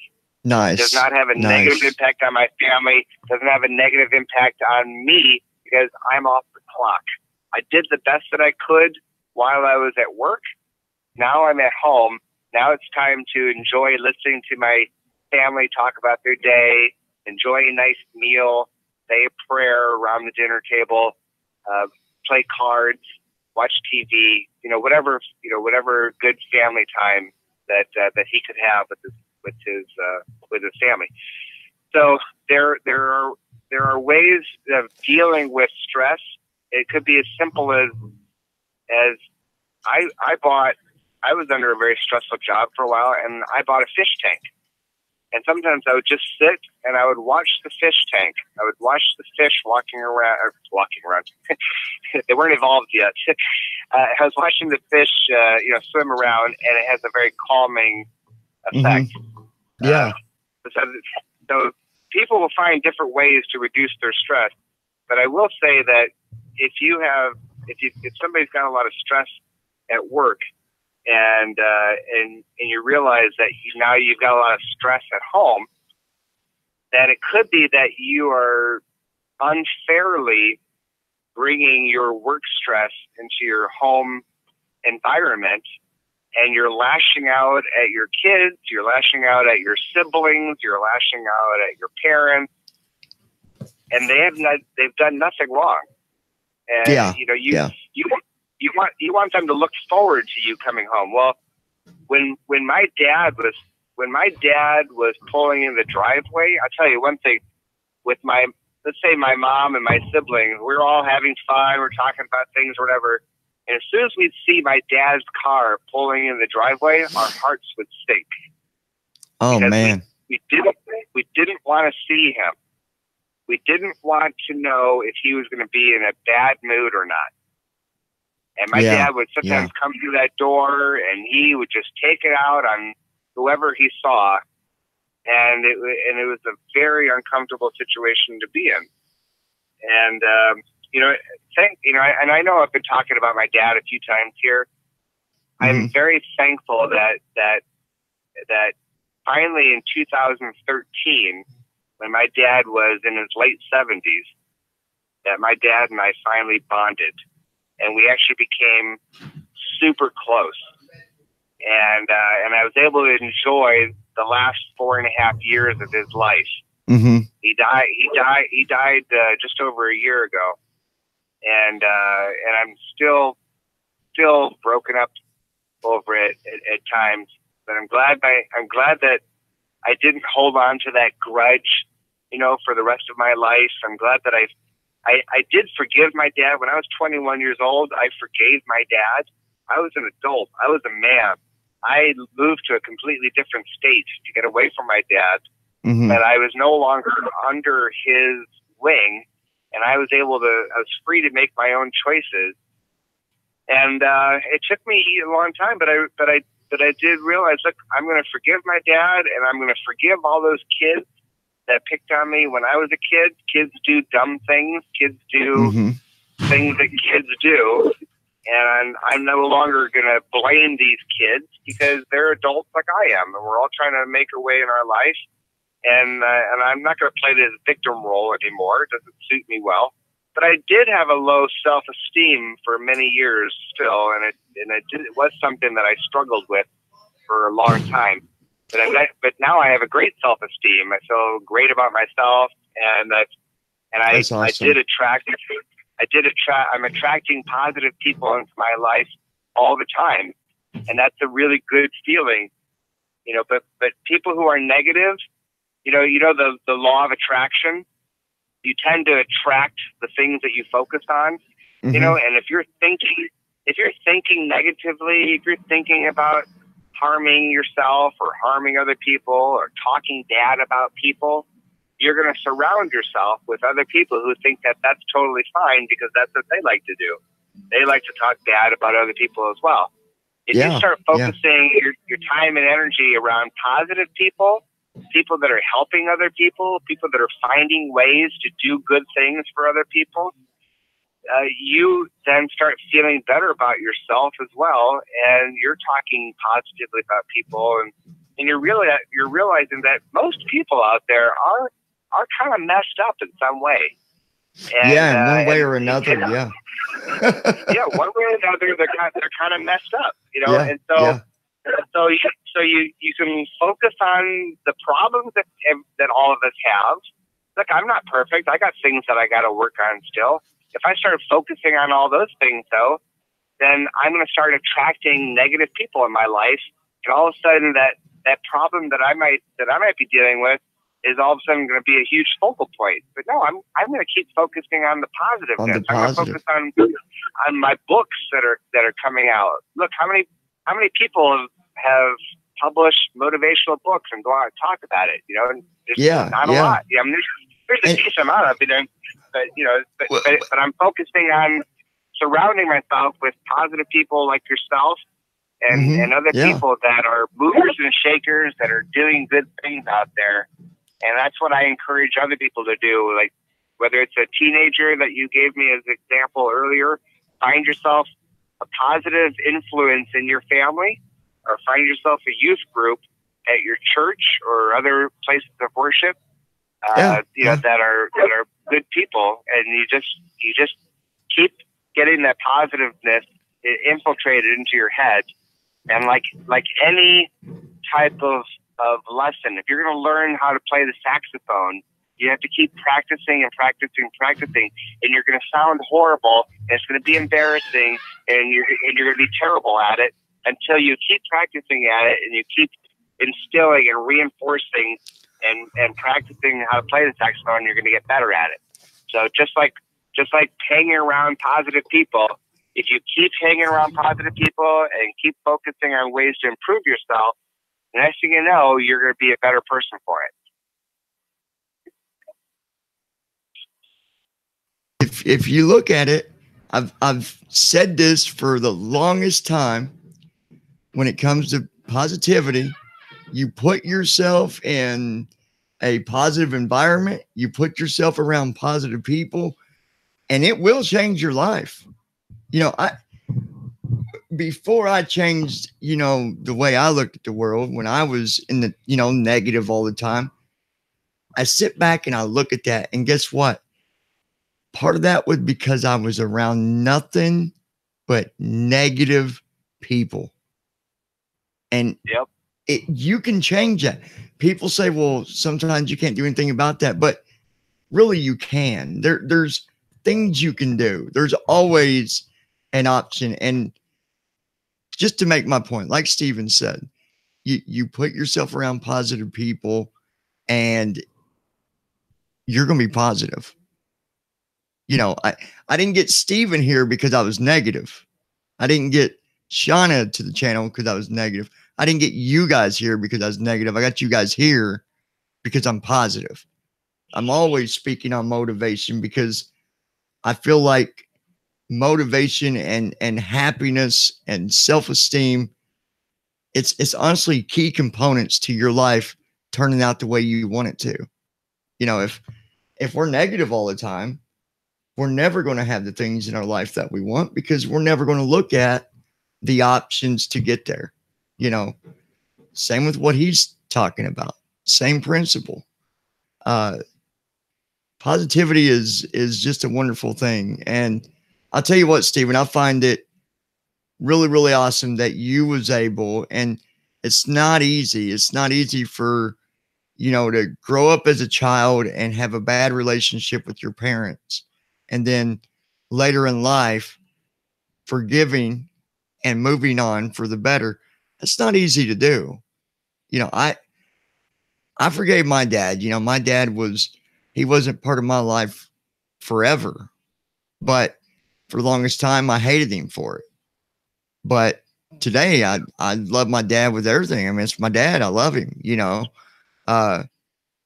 So I'm glad you was able to do that, Steven, because that's not it's not an easy road to go down to, you know, even go down that road of forgiveness. It's hard. It's not easy. So you know, the positive thing, and I'm sure it's still rough on you with, you know, like you said, your father, what, a year now.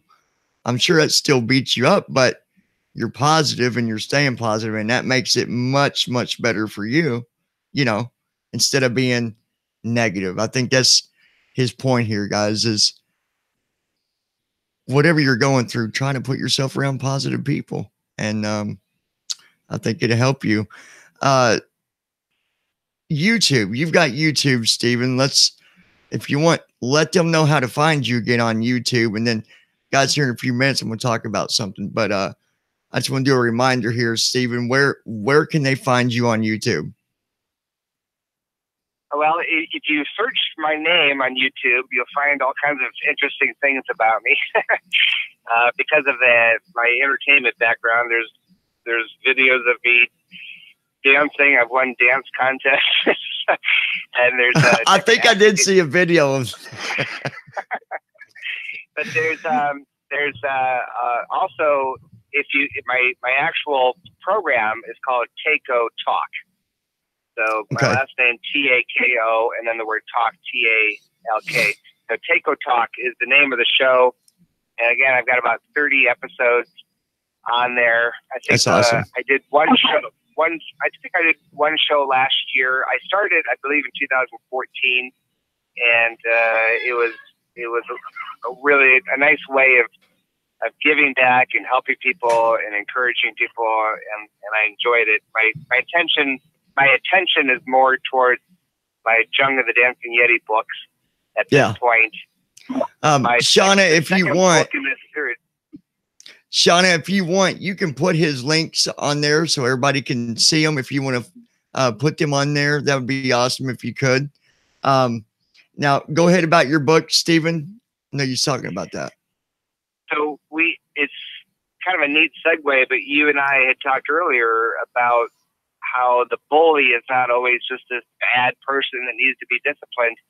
And that is that sometimes there are situations where you can actually figure out whether the child or the parent or the school, that somebody can figure out a way of helping this bully by figuring out what's going wrong in their life. Why is this child acting this way? Yeah. Something is happening to cause this child to act this way. And that's exactly what happens in the next Junga the Dancing Yeti book. And in the second book, Junga becomes friends with a girl named Heidi. She's a human girl.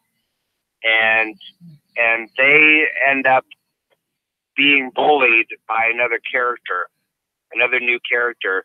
And it's very well written, I must say. I'm very happy with how it came out. It teaches children that sometimes you can help change the life of a bully and form unlikely friendships because of the willingness to step out and help somebody out. Yeah. Now, is that book available or is it coming available? That book is coming available. So the original Junga the Dancing Yeti is a little bit more about discrimination, and that one came out in July of last year. That one's available on Amazon. It's on Prime, so if you got Amazon Prime, there's no shipping for it. That's the paperback version. There's also an ebook version, and then I also have the hard copy. And so if somebody goes to Junga the Dancing Yeti on Facebook, I have a Facebook page, and then you can hit the shop button, and you can actually order a book from me. Oh, you can get it right through your Facebook. Yeah, you get it through my Facebook page, and then that would get you the hard copy, the hardback copy, and then I can actually sign that book as well. We have Junga the Dancing Yeti T-shirts that we sell. Well, that brings me to my next discussion, Stephen. As you know, I attempted to order, but I was doing something wrong. So this is what I'm going to do. I don't know what your schedule is going to be like tomorrow, Stephen, but I do want to actually get with you and help me order the hardback the way you're talking, so you can actually sign it. Okay. And we're going to give it to one of you out there. Actually, I'm going to order it with Stephen. I will call him and have him help me with it because I was having trouble with it. I will call him. I will order it. He will sign it. And then, Stephen, when we do that, if they send me their information to send it to them, can we send it to them? Sure. Yeah, they can let me know if they would like me to write it out to anybody in particular. Some people like it written out to themselves. Some people say, "Oh, I would love a copy of the book," and have me write it out to their grandchild or their child or their niece or nephew. So if any names they want me to put in there, I'll go ahead and I'll put that name in there. And how much is the hardback? The hard copy is $14 plus $5 shipping. Okay. So $14. I'm sorry, $4 shipping. So it's $14, $4 shipping. And then any additional book, the books are all $14 each. Right. But if somebody were to buy two books, then after the first $4 shipping, it's an additional $1 per book for shipping. And how about your T-shirts? How much are your T-shirts? The T-shirts I've got, and if you go on the Junga, the website is jungayeti.com, but that brings you right to the Facebook page. So Facebook Junga the Dancing Yeti. And the regular T-shirts are $16, and then I've got youth size and an adult size, and 3 different colors. There's a pink color, gray, and white. And then I have a small quantity left of the women's V-neck, and the women's V-neck, those shirts are $18. So, but if anybody has any questions, they can reach me on Facebook, on Messenger. They can go to the Junga the Dancing Yeti Facebook or jungayeti.com. Those go to the same place, and they can ask me any questions, and they can send me their address, and I can go ahead. They can send me a PayPal for the book, or send me a check. Either way, and then I'll go ahead and send it. But what we could do for you, John, is just let me know whoever you want me to send the book to, and I'll go ahead and I'll just get their address and their who they'd like me to write it out to, and I'd be happy to send that out to them. Well, I tell you what, the original book is Motivated to Act, and that book is only available online. I don't have any. I sold out of all my copies, and I haven't had it reprinted yet. The Motivated to Act is on Amazon as well. And it's on Barnes and Noble. I'll tell you what we're going to do. One of you guys out there that are listening right now is going to get a free book. And this is what I'm going to do to make it fair. Stephen cannot see the chat because he's on the phone. You're not looking at the chat. Or are you looking at the chat? No, I'm in my car. Okay.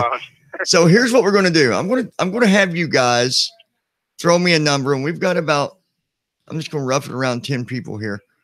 I'm going to ask you, Stephen, I want you to memorize one number in your head between 1 and I don't think we need to do 100 because we don't have that many in here at the same time. So we'll do 1 through 30. Okay.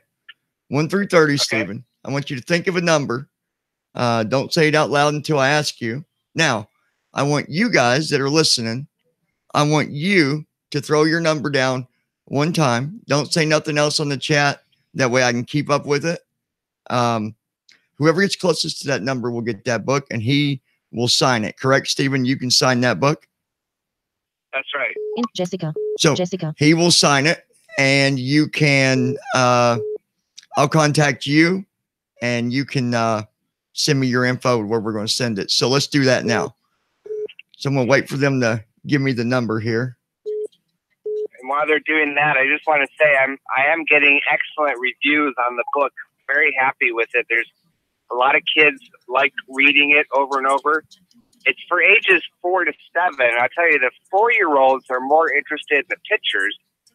The illustrator is Peter Gullerud, who actually retired from Disney. Jessica. He was one of the lead visual storybook artists for Aladdin. And he's also worked on Space Jam, and he worked on several different, I believe Beauty and the Beast was one of them. He's worked on a lot of different Disney and Warner Brothers projects, and he's just amazing. I went through 5 different illustrators before I could finally find one that was able to capture the images and bring these characters to life. So very, very fortunate with that.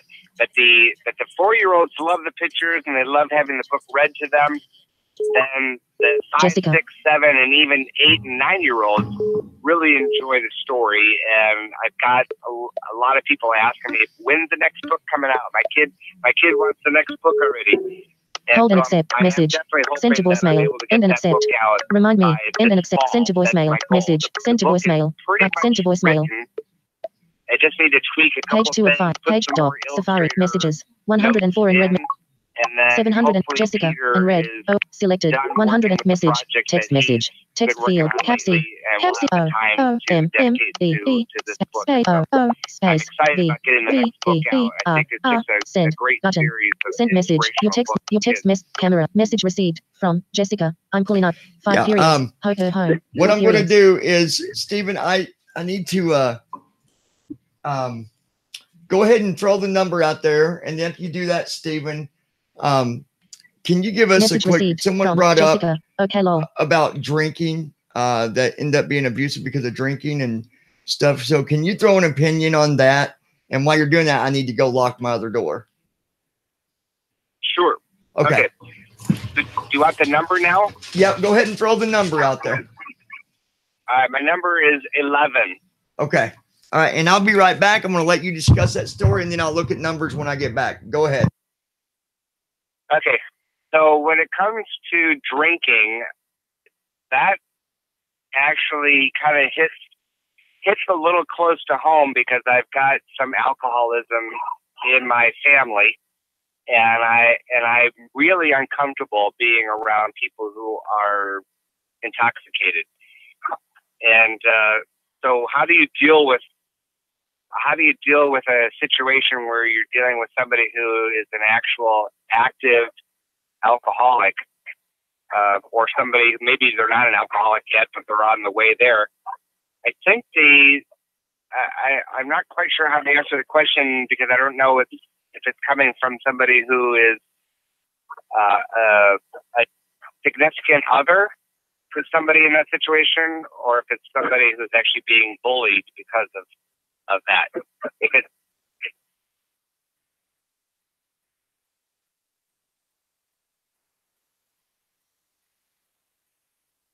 That's okay. So, and in relation to the drinking, is there? Do you know if there's any backstory to help direct my opinion on this?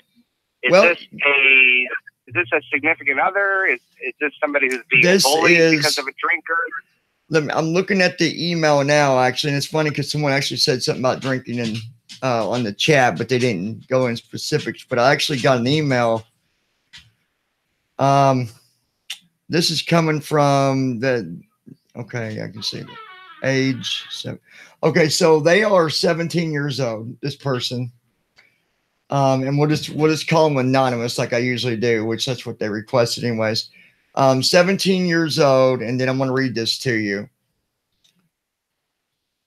I have been physically and emotionally abused for the last 4 or 5 years. It's really started when I was about 11, almost 12 years old. My father would come home every night at midnight, and I knew when midnight hit that it was going to be bad. My father has beat me like no other. I did nothing wrong. Then it came down to the point to where I felt like I did something wrong and I deserved it. But now that I've gotten older, I can't get the bad images out of my head. And I've thought of doing horrible things to my parents, and I hate myself for that. I don't know how to handle this, or I don't know how to handle this or respond to such a horrible life that I'm living right now. People say it will get better, but it's not getting better. I don't know what to do, and I don't know if you can even give me advice on what I should do.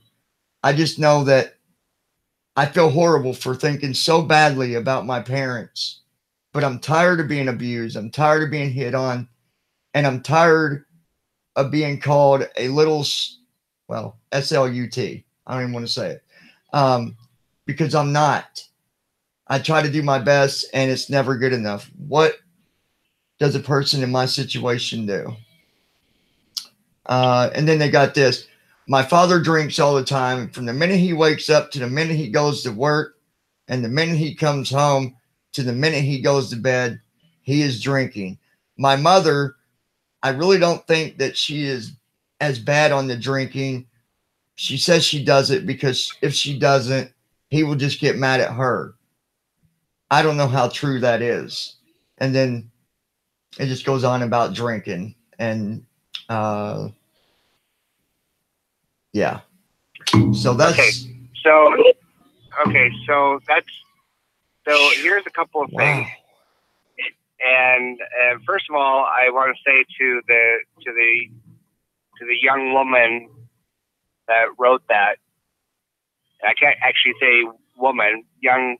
It's still a 17-year-old is still a child, even though a 17-year-old does not like to be thought of as a child, but they're not actually an adult, and they are in a tougher position because they are still a child, and they legally they are not able to really be out on their own. My gosh, the worst part of listening to that, Stephen, the part that hit me the most, I think, is blaming themselves and then feeling guilty for, I mean, yeah, you don't want to hurt nobody, but that just really got my attention. My goodness. Go ahead. I'm sorry. Yeah.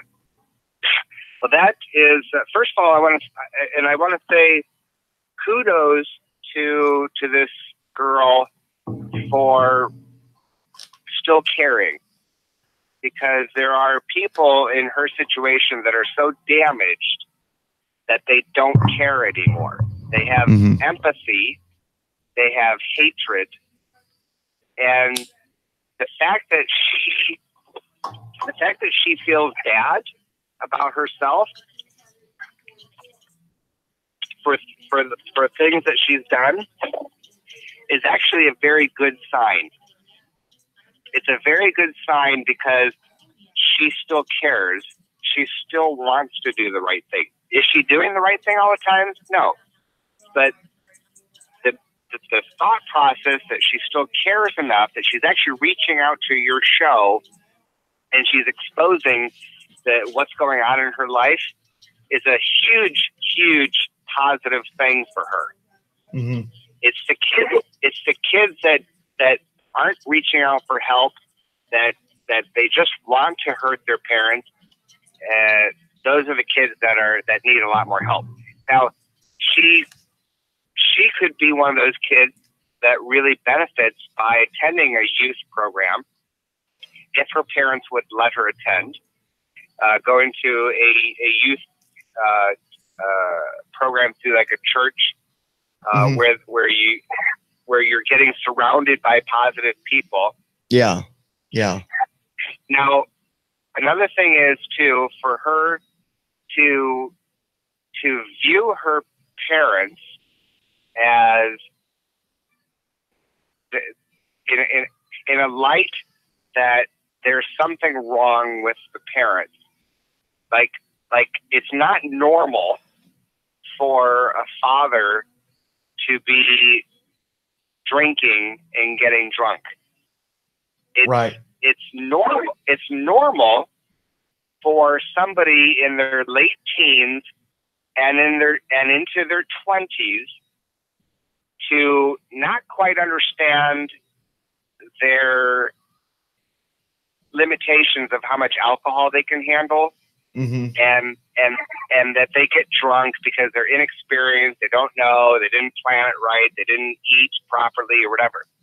When somebody is in their 30s or older and they're still going out getting drunk, it's usually a sign that there's something wrong with that person.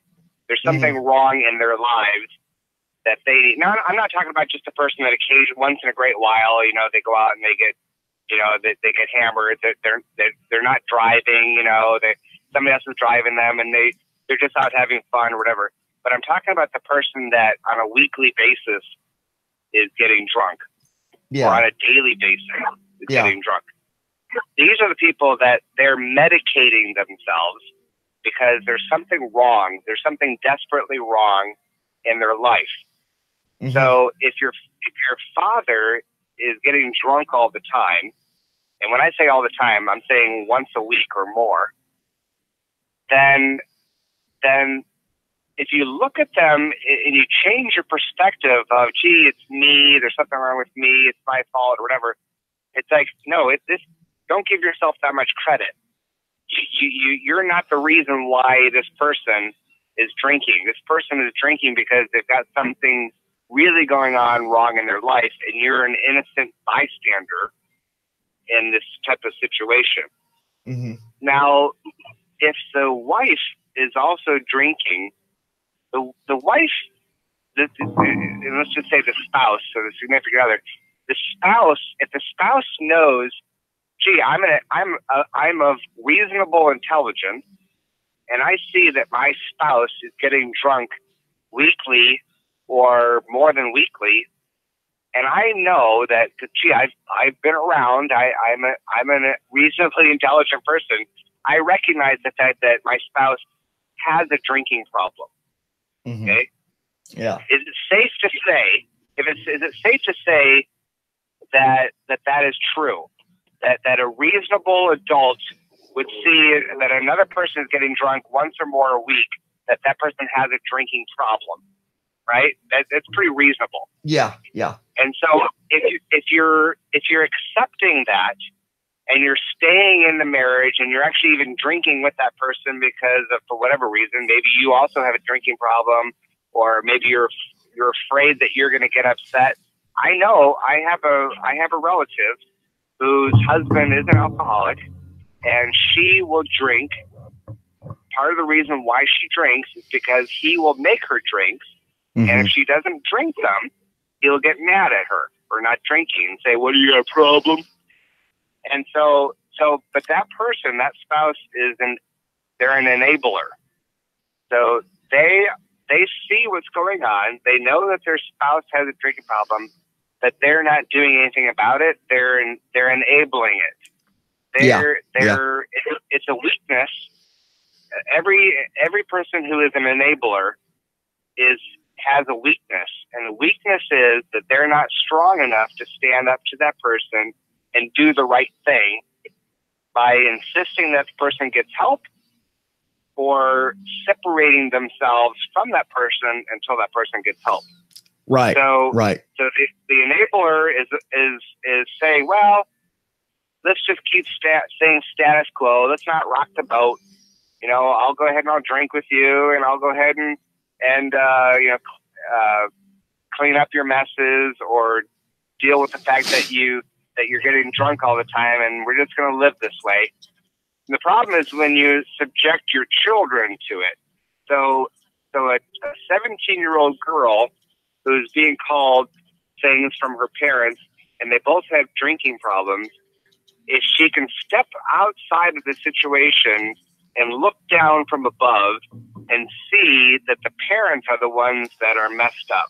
The parents are drinking alcohol because they're trying to overcome some sort of problem that they're facing in their life, and they're medicating themselves. Mm-hmm. And there's really no way that I know of that a child can fix their parents. And particularly if you have both your parents that are, one's enabling the other one. So when you realize, okay, I'm not powerful enough to get this person to stop drinking, and I'm also not powerful enough to have been the reason why this person is drinking. So it's really, you have to look at it as like, okay, I'm not to be blamed here. So maybe I'm doing things that are wrong. Maybe I can look at myself and say, you know what, I have lashed out of anger. I have done some bad things. I've done things that I shouldn't have done. I have lied. Whatever it is, you take ownership for the things that you've done, but try to do your best to be a good person, to try to realize, look, I'm still living at home. I still have to respect my parents, even though my parents are maybe screwed up. Maybe they're messed up. They're doing things that are wrong, but I still live under their roof. And there is a pecking order here, and I'm at the bottom of it. And that's just part of life.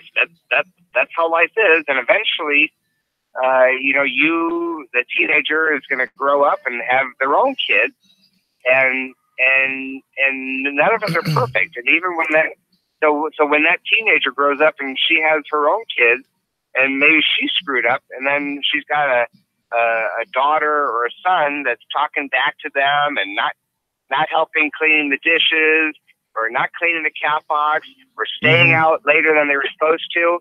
Look, don't give your parents reason to be upset with you. Don't give them that reason to lash out. Try your best to be as good as you and I think can. that if you're being physically beat on, obviously at that age, at 17, I would think, you definitely need to, I would think, go to someone to get that dealt with, because no one needs to be beat on. Right. Yeah. Nor mental, there's mentally child abuse. services. Yeah, exactly. Child services, or I think some states, Stephen, someone said on the chat here that, like in Texas, I think if you're 17, you're allowed to you know, if you got to get out of that situation, you're old enough at 17, you can even move out. But, you know, maybe she's not ready to move out. I don't know. But if you're being abused, I would think, you know, go to child services, let your school know. The only way that I think that the physical part's going to stop is you've got to get somebody involved in it. If Right. not, that's just going to be a repetitive. Yeah, that's the worst part. You know, like you said, the emotional abuse is one thing, and that's pretty bad and damaging. But when it comes to physical abuse, whether it's hitting somebody or touching somebody inappropriately, these are things that are really reportable. These are things that can mess you up for the rest of your life at times, depending on the severity of it. Mm-hmm. And you know, and you have to take a look at there are ramifications of all actions. And so if there's a 17-year-old that is being physically harmed and they're afraid for their safety,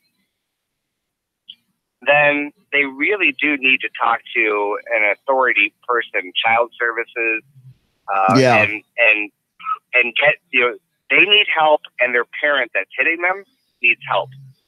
Yeah, the one viewer said that maybe even being removed from the home, even temporarily, to try and, you know, that might be, you know, an option. They said that's what one of the viewers suggested, anyways. But I agree with you on, you know, get help for yourself, obviously, and do that. But at the same time, try and get help for, you know, the parents, obviously, if you can. But yeah, sometimes the only way that the parents going to get help is by the authorities coming in and recognizing what's going on. Yeah, and see, you know, that this child is in dangerous type of situation. Mm-hmm. And you know, and if you have a mother that's enabling it, then you cannot trust your mother. You cannot rely on your mother, because your mother wants status quo. And that's such a hard thing for any child. And I feel bad for anybody who's going through a situation like that. Yeah. But if you have an enabler parent, they're not going to be your ally. They're gonna side with the person who is doing the damage. Yeah, because I don't think that the mother would be like, oh, well, yeah, let's get this dealt with. He's going to go to jail. That's where he needs to be. I think she's going to be more like, well, no, I don't want him to go to jail, because then he's going to blame me, or he's going to be mad at me. Yeah, or well, they need his income. A lot of times they'll need the husband's income to come in, and so they're afraid. They don't want to lose their house. They don't know, you know, they're living paycheck to paycheck as it is. They don't want to get beaten up themselves if they cause waves. So they're also afraid. They don't want to. Maybe they like drinking themselves, so they don't want to stop drinking themselves either, or they're in denial, saying, you know, well, no, we could stop anytime we want to. We don't really have a problem. And they don't see how damaged their whole family is. So would you be comfortable with saying that? I would say that, you know, obviously, yeah, you need to go and speak to the, you know, children's services or something. But if something happens before you get out to speak to someone, let's say that he's coming home tonight or tomorrow night, and you know that's getting ready to happen, call 911 and get the cops to your location. Yeah, if any child has any marks on them, like if their parents hit them and they've got a burn on their neck, or they've got you know, raised bumps, you know, from being slapped or hit, or bruised or anything like that, they can call 911 and get immediate help. Yeah. Now that's again, there's ramifications. I had a family member that did that.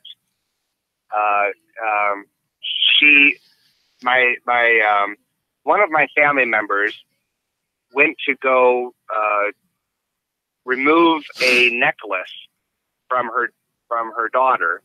The daughter did not own the necklace, and she went to remove that necklace, and the daughter yanked away really fast, and it caused the necklace to break, and it also caused a red line on the neck of the girl. Mm-hmm. And the girl was mad at her parents, called the police, and her mom was immediately taken to jail.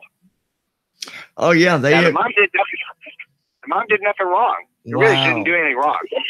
Wow. And yet, when the police are called, and there's any sign of domestic violence like that against a child, the parent will be taken to jail, and then things will be figured out later. So I want to caution people that if you are having this issue and you do plan to call the cops, mm-hmm. make sure that it's legitimate and that you are prepared. That parent is probably going to be going to jail, and you have to think of long-term ramifications. Is this the right thing for me? And in a lot of cases it is, because it's going to be the wake-up call that parent needs to get help, and you're in an unsafe environment, and that's the right thing to do. But you also have to look at it. There are some teenagers that will blow things out of proportion, and you really actually do have good parents, and just because you're mad at your parents, you don't want them to be hauled off to jail. For doing something that really was not accurate. Yeah, and a viewer just made a good point too, that it could be possible that the mother could also be another victim in this as well, and maybe the child doesn't know that neither. There's so many different scenarios. I mean, the email sent to us, okay, we understand that there's some physical and mental abuse going on. We get that. At the same time, there's a whole lot that we don't know. So I guess I would say, Stephen, kind of what you did, contact Children's Services. And then if you're still in school, which I'm sure you are, I would be getting with someone there as well. And maybe even a family member, someone that, you can trust, like Stephen said. Get with a family member, someone you can trust, and let them know what's going on, maybe. Right. Yeah. Like a grandparent that you can trust, or an mm-hmm. aunt or an uncle, somebody that you know that you can trust, that can help figure out what's going on, not betray the confidence of the child who's talking to them. Like you and I talked earlier, trust. You really have to trust that this person is going to have your best interest, and try to help resolve the situation. Now, I'll mention one other thing, and that is, I am more in favor of child services getting involved with the situation the younger the child is. So the younger the child is, the more I'd be leaning towards child services getting involved. As the child gets older, and this is just my personal opinion, as the child gets older, 16, 17 years old, that a youth support group can be it may be a better first choice to look at, so that they can take a look, because the teenage child often is an instigator, and who knows how to push all the wrong buttons for their parents. Right. And so if the parent already has a short fuse, they're under all kinds of stress from work or whatever's going on, that the teenager, if they're pressing all the wrong buttons, sometimes being surrounded by a positive youth group can transform the teenager so that they take a little bit more ownership in their own responsibility and what they're doing to have negative impact on their parents. And I'm not saying that's always the same case and everything, because there's all different types of scenarios. Right. But there are a lot of teenagers that you know, take responsibility for what you're doing and hang around positive people that are doing good things. They're volunteering. They're having worship time together. You know, whatever it is, that they are surrounding themselves with positive people. They see what normal families look like. You know, where the mom and dad actually have dinner with their family. You know, and go on family vacations together. You know, these are like good family values. And a lot of kids are coming from broken homes, and they're not seeing that, and all they're seeing is abuse, and then they're acting out, and then they're having sex, you know, because they're thinking that if I have sex, you know, that's gonna be a way to hurt my parents, you know, whatever they're looking at doing, or sometimes they cut themselves because cutting themselves is the only way that they have control over the pain that they're having in their life. Yeah, and you know, guys, that are happening. You also you might not. Now, we don't want you to think that we're saying, okay, well, you're doing something to deserve this. That's basically, you know, what Stephen is trying to say is, if maybe there's, you know, kind of look at what's going on and see, okay, am I doing something that's pushing it further than just him, like, coming home, get drunk, and then he just comes to me and starts wanting to yell and scream at me? Or, you know, am I doing something that's activating him to do that? Now, I'm not saying that's the case at all. It might be that he's just targeting you instantly. And if that's the case, most definitely get a hold of the authorities, and other suggestions that we gave, you know, a family member, a best friend, especially if you're being beat on. You that's the first thing I think that needs to be dealt with. If it's that severe, that's got to stop. Because you don't deserve to be beat on at all. And like Stephen said earlier, it's not, you know, it's not your fault that, you know, you can't blame yourself for everything. You know, some things you might be doing, you might say, okay, yeah, I need to take responsibility, but there's nothing that makes it your fault to be beat on. So absolutely no excuse for any person to ever physically harm another person. And even if the teenager is throwing fuel on the fire, you know, or adding fuel to the fire, you know, there still is no reason, no excuse for them to be harmed mentally or physically by anybody else, particularly a parent who's somebody that's supposed to be somebody that you can trust. So I'm glad that you emphasize that. I am saying if, you know, look, we're all imperfect people. We all are at fault of doing things wrong from time to time. If there's any possible thing that we can do, no matter how challenging it may seem, if we can try to diffuse the situation rather than adding oil to the fire, that's the thing.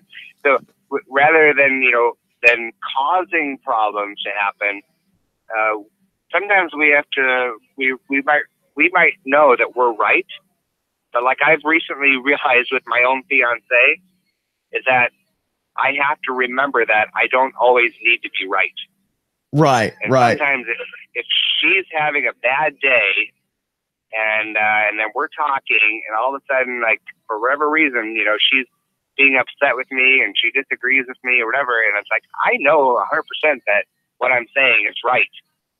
Sometimes it's okay to listen and allow that person to just wind down and maybe walk away thinking that they're right.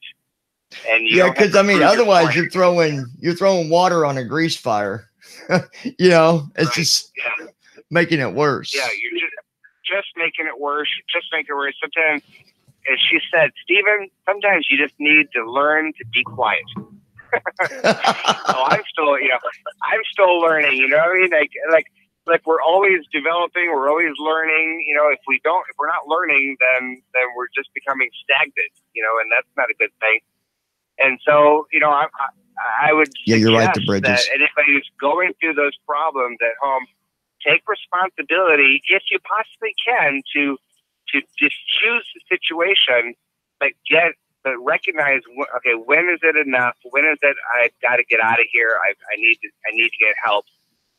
And and having that support group of a family member, friends, or a youth group, somebody that you can trust that's going to guide you along the way. Look, at 17 years old, in most cases, you got one more year before you can get out and then see what it's really like. See what it's really like in the real world when you're 18 years old, trying to work enough to get an apartment, you know, and pay your rent, and then you can start seeing that a lot of the stresses that's going on. And I'll tell you that for some cases, it's going to be the best change ever for people to get away from abusive people. I think, and to do your best to not repeat the cycle and take it out on somebody else. Yeah, and I think this is an interesting message too. Someone said that this is the opposite of what family and domestic violence counselors teach us, is that a child is never responsible for abuse. What do you say about that when they say that it sounds like we're speaking the opposite of what these counselors might teach, that the child is never the victim? I agree. I agree. A child is never responsible for abuse. That is absolutely correct. I think maybe a child is responsible for their own actions. And I think maybe they're misunderstanding when you was, explaining about taking responsibility. Maybe there's a misunderstanding that we're saying, hey, it's your fault. So what do you want to say on that, Stephen? Yeah, no, and I'll tell you that's one of the fastest. That's one of the first things that somebody will jump to if they're not really listening to what I'm saying. I've been through this road before, and I've had to sit down and counsel somebody, and because people are like, oh, you know, it's you can never blame the child. Okay, the problem with that is that the child is to be blamed for their own behavior. A child is not to be blamed for the parent's behavior.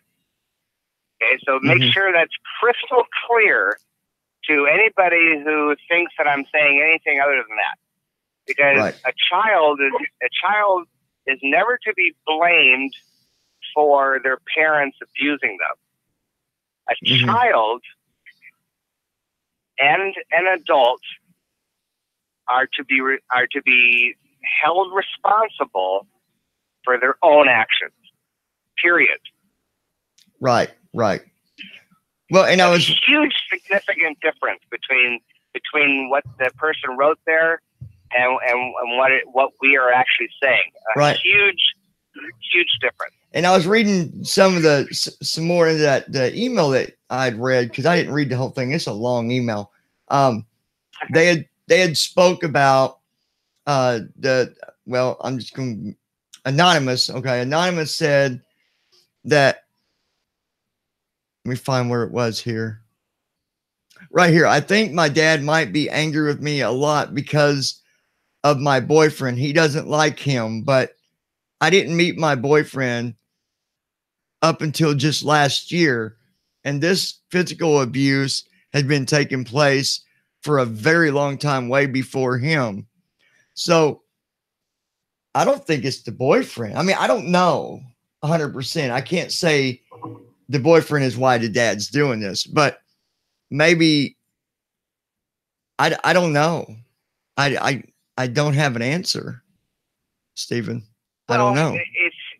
If the dad doesn't like the boyfriend, then because we don't know the situation. There could be legitimate reasons why the dad doesn't like the boyfriend. Maybe the dad can look at the boyfriend and the boyfriend's got a bunch of tattoos and the dad doesn't like tattoos. Or maybe the boyfriend listens to music that's got like words about, I want to blankety blank my hoe, Yeah. And the dad is offended by that music and doesn't like it. Or maybe the dad just doesn't like the idea that his daughter is growing up and has affection towards another guy, and that he's losing his daughter to another guy. Mm-hmm. And so there could be a variety of reasons. It could be jealousy. It could be whatever. But I mean, I think bottom line is, if it's that bad, you definitely need to reach out to someone and get help. If it's, and again, we don't know everything that's happening. And obviously I'm not like, hey, well, you shouldn't do this or that. But we just don't know everything to say, okay, go do this compared to go do that.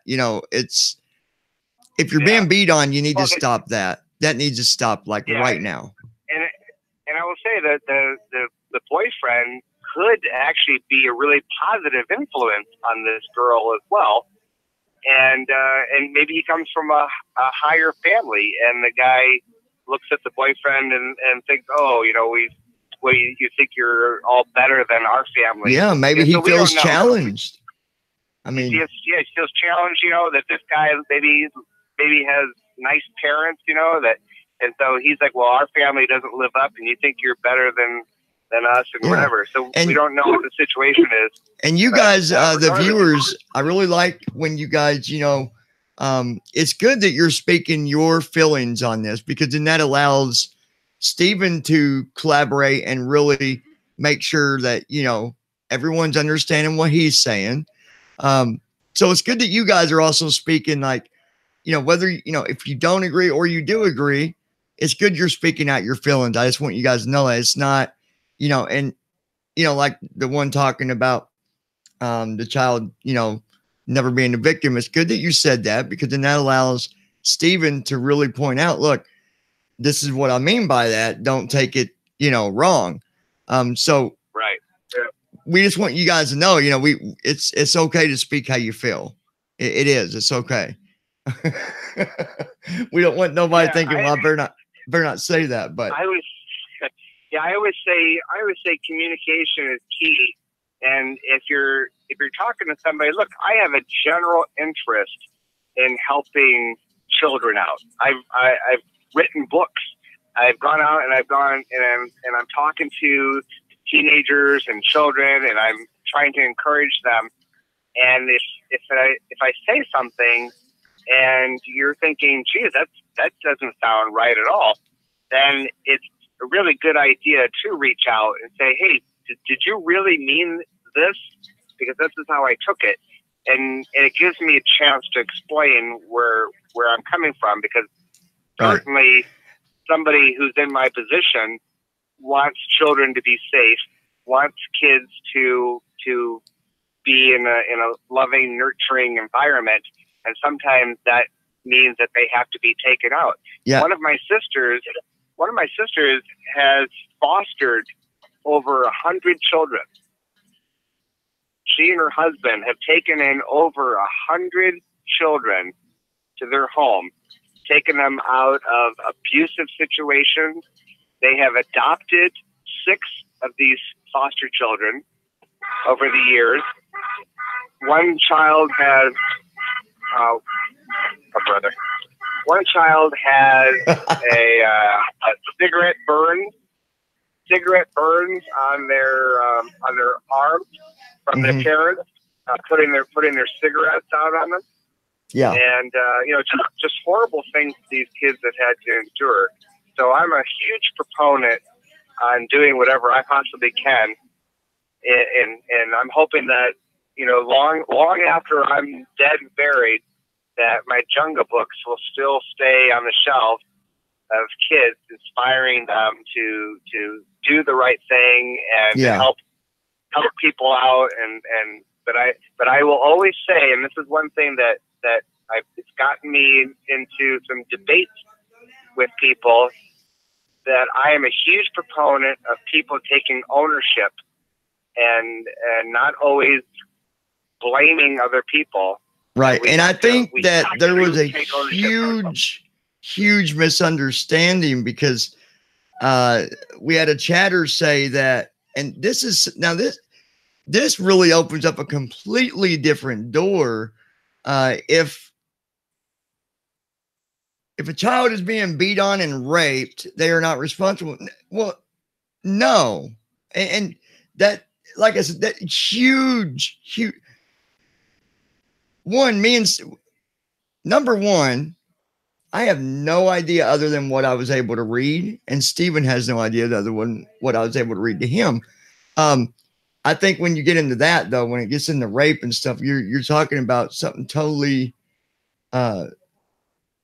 There's more that goes on with that, I think. So obviously, I'm not going to say, and I'm kind of speaking for Stephen here. We're not gonna be like, no, it's that child's fault that he or she got raped.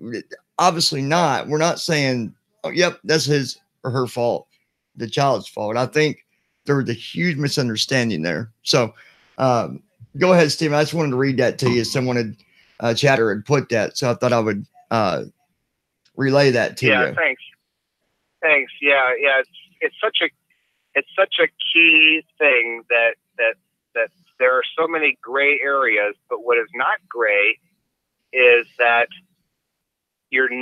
nobody is responsible for another person's action. Right. But you are responsible for your own action.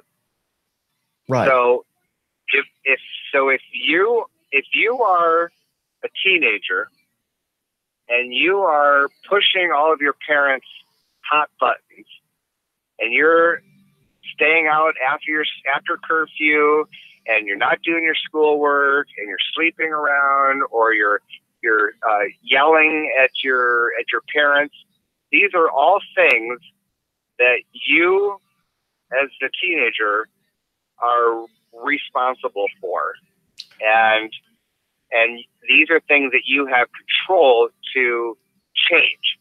Right. Now, right.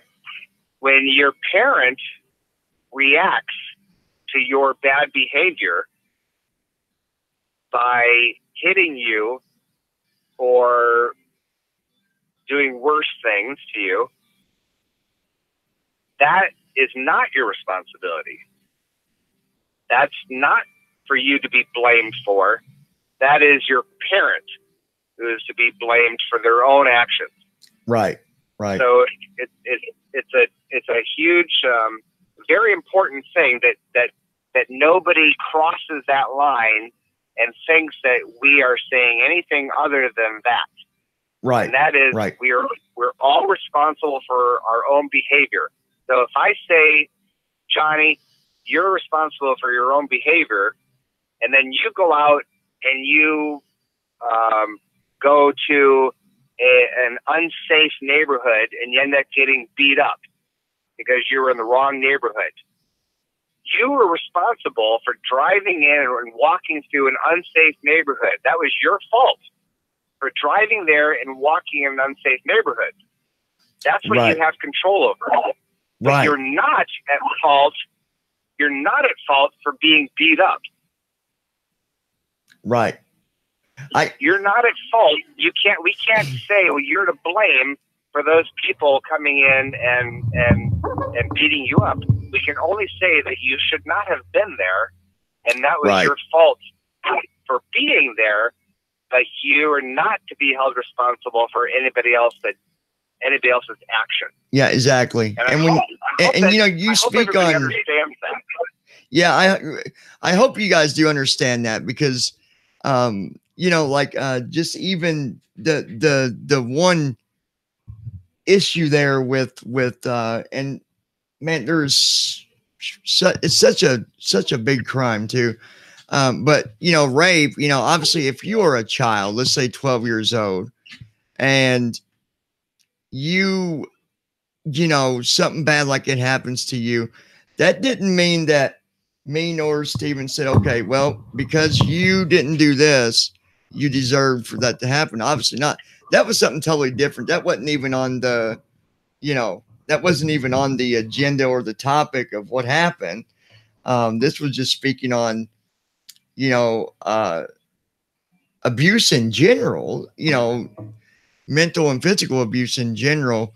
And I can, you know, I can respect, you know, the viewers, you know, you could have very easily misunderstood that, because I think it is a big gray area when it comes to that.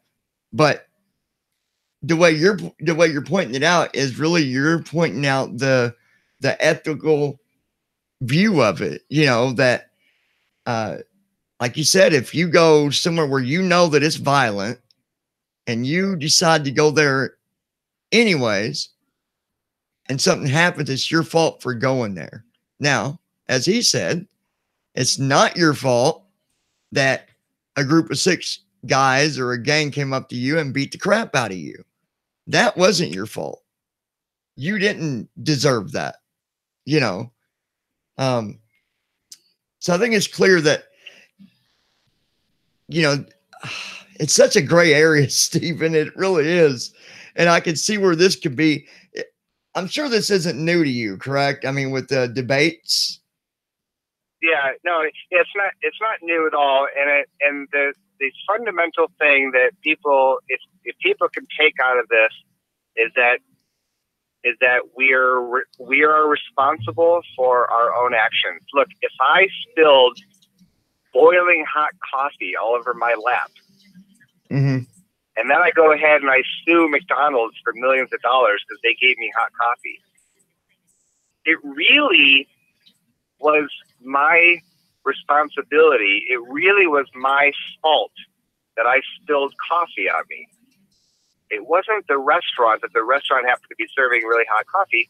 We all know, it's kind of common knowledge, that if you spill a very hot beverage, or let's say I just started drinking a really hot beverage without, you know, any throwing caution to the wind, that I'm going to get harmed and hurt myself.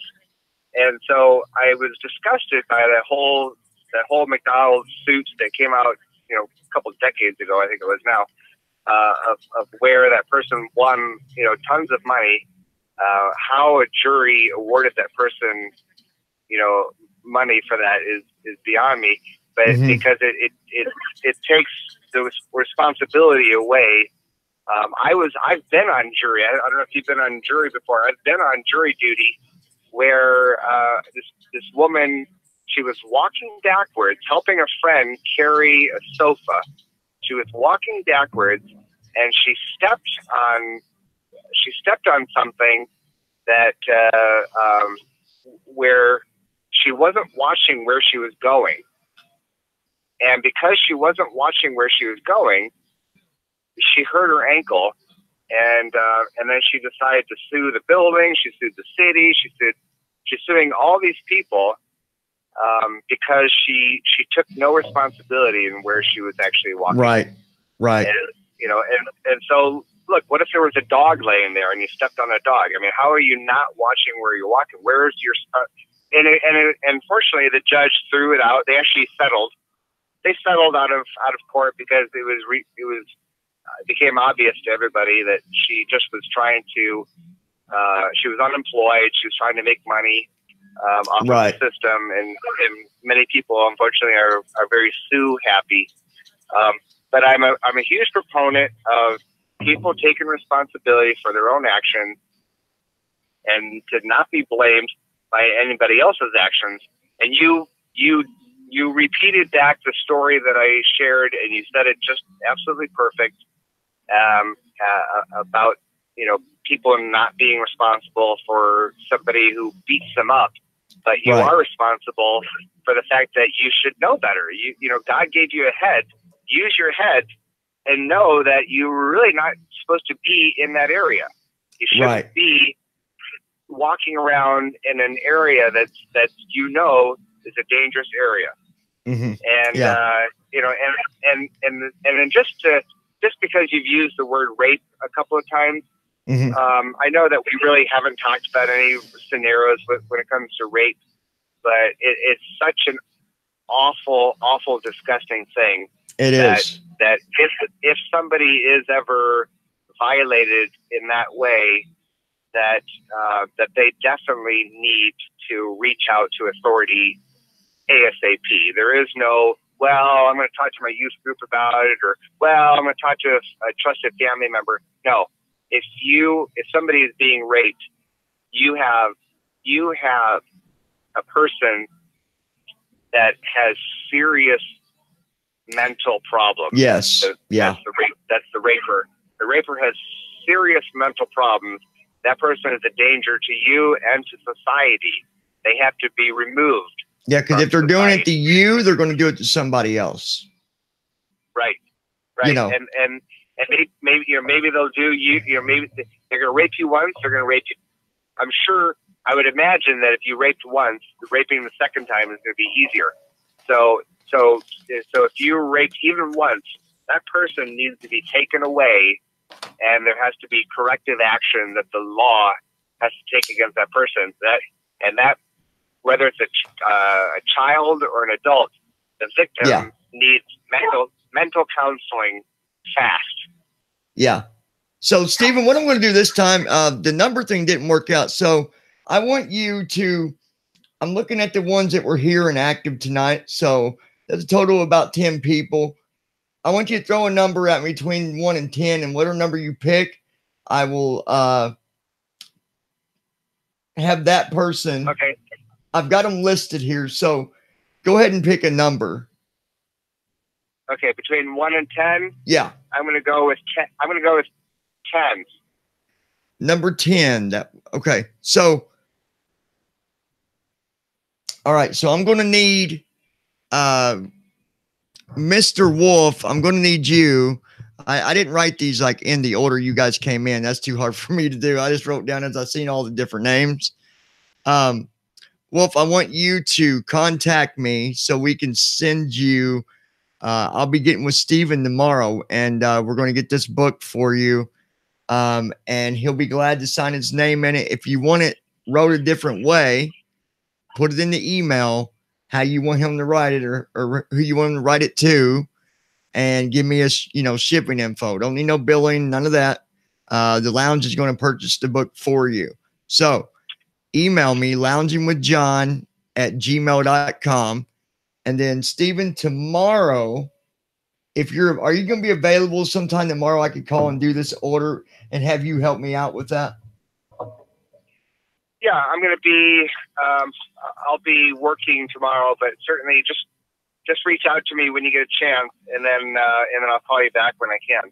Okay, because what I'm going to do to make it easier for me, being I'm having so much trouble, is basically, you guys, I'm going to put the funds on a, one of them cards you can buy out of the store. And then I'm going to get with Steven, give him the info so he can put it in for me. Because obviously I'm not doing something right. So we'll do it that way, Steven. Okay. It's just, I'm putting the money on what I'm talking about, them cards you can buy out like Walmart, you load the money on it. So that's what I'm going to do. And then I'll contact you to get it done. And then I will also then send you their info where they want it sent to. Okay. All right. Perfect. Okay. So out of everything we've talked about tonight, Steven, what is the best advice? Let's go back to bullying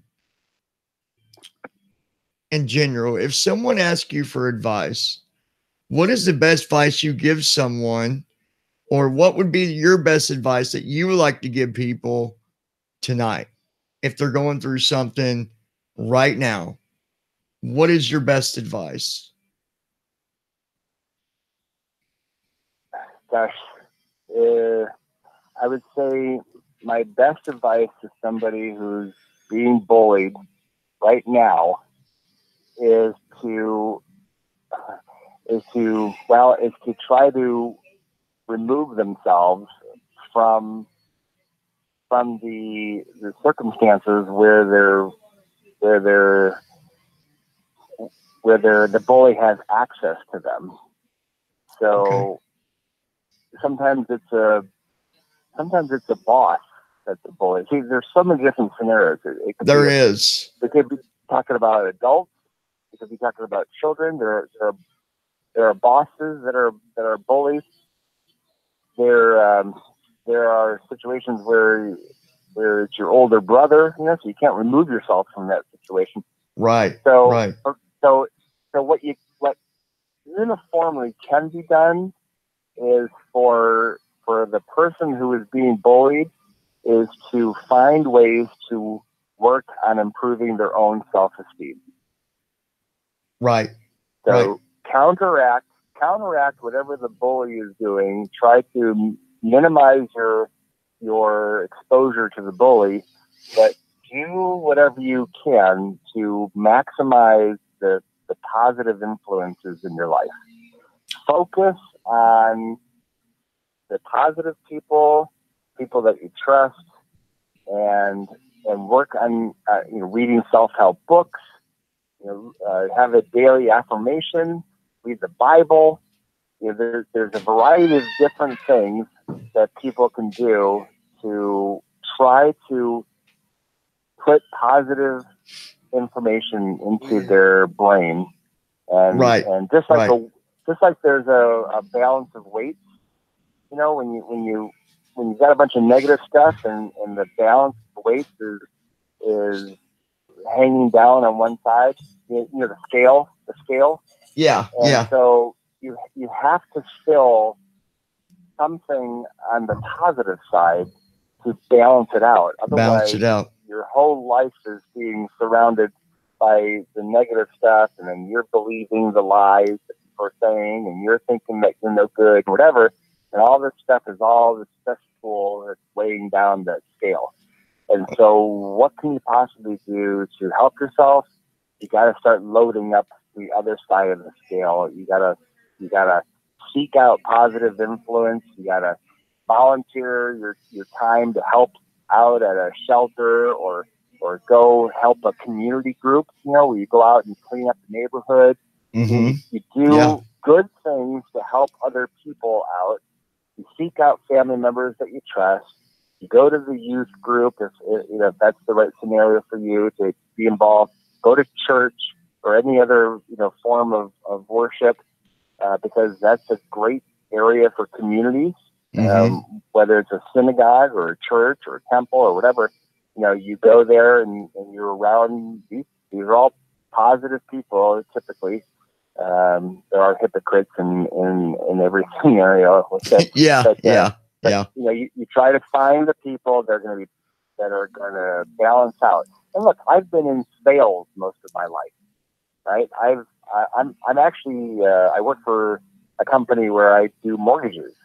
That's my day job, right? And and so I get in sales. You get beat up all the time. You get rejection. You get rejection. Oh yeah. Look, I worked in the entertainment industry as well for 8 years. I was going on all these auditions. You get rejection. So what you do is what I would do is I would reach out from time to time after a bunch of rejections. I would call a client that I knew really liked me, liked my service, liked what I did for them.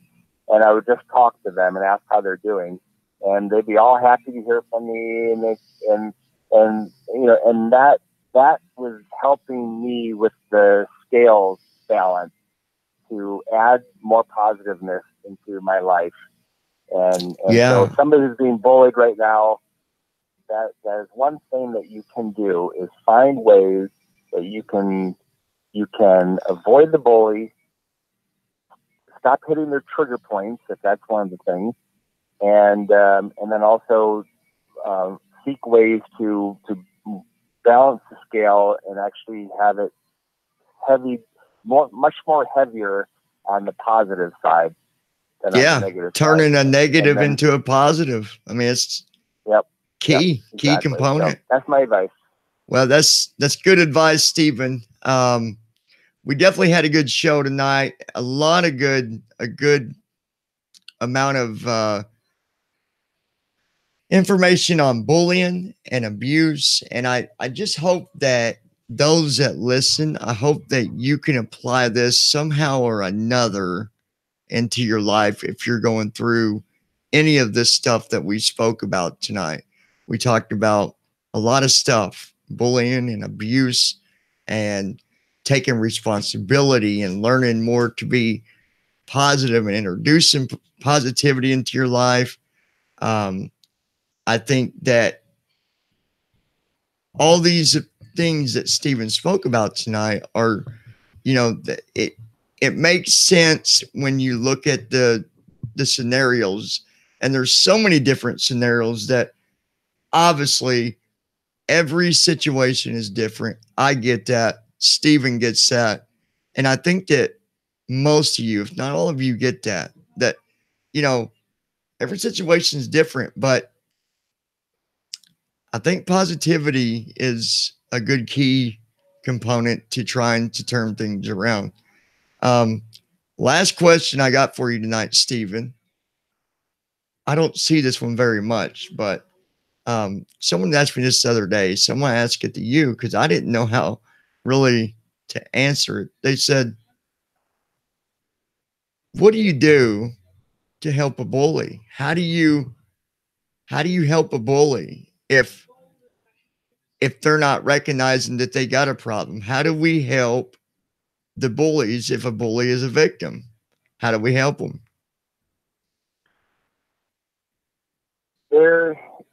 Well, first of all, if the bully doesn't recognize that they're a victim, we can't make that determination. We don't know what the bully's thinking, and in some cases we don't know what the bully is going through on a personal level, and sometimes we find out what the bully is going through. So there's really no way to answer that question because it all depends on how the bully is the victim. So I'll throw out a scenario. Thank you, Jeff. And when my second book comes out, there's gonna be another scenario, but I'm not gonna spill the beans on it now because I got a bad book. That's the one I really want to read. Like I want to read the first one too, and I'm going to. But yeah, but one way is by offering kindness to the bully, to do something unexpected. The bully typically has set up a wall around themselves where they don't let people in, and they recognize that they are just hurting people. They know it. They know that they're hurting people, and they're not expecting anybody to do anything nice. And in fact, it could make them very uncomfortable if somebody actually did something nice for them. And so, but that is one way to help convert a bully by letting them be part of your group. Right. By actually making a conscious decision to invite them to an event or to talk to them privately.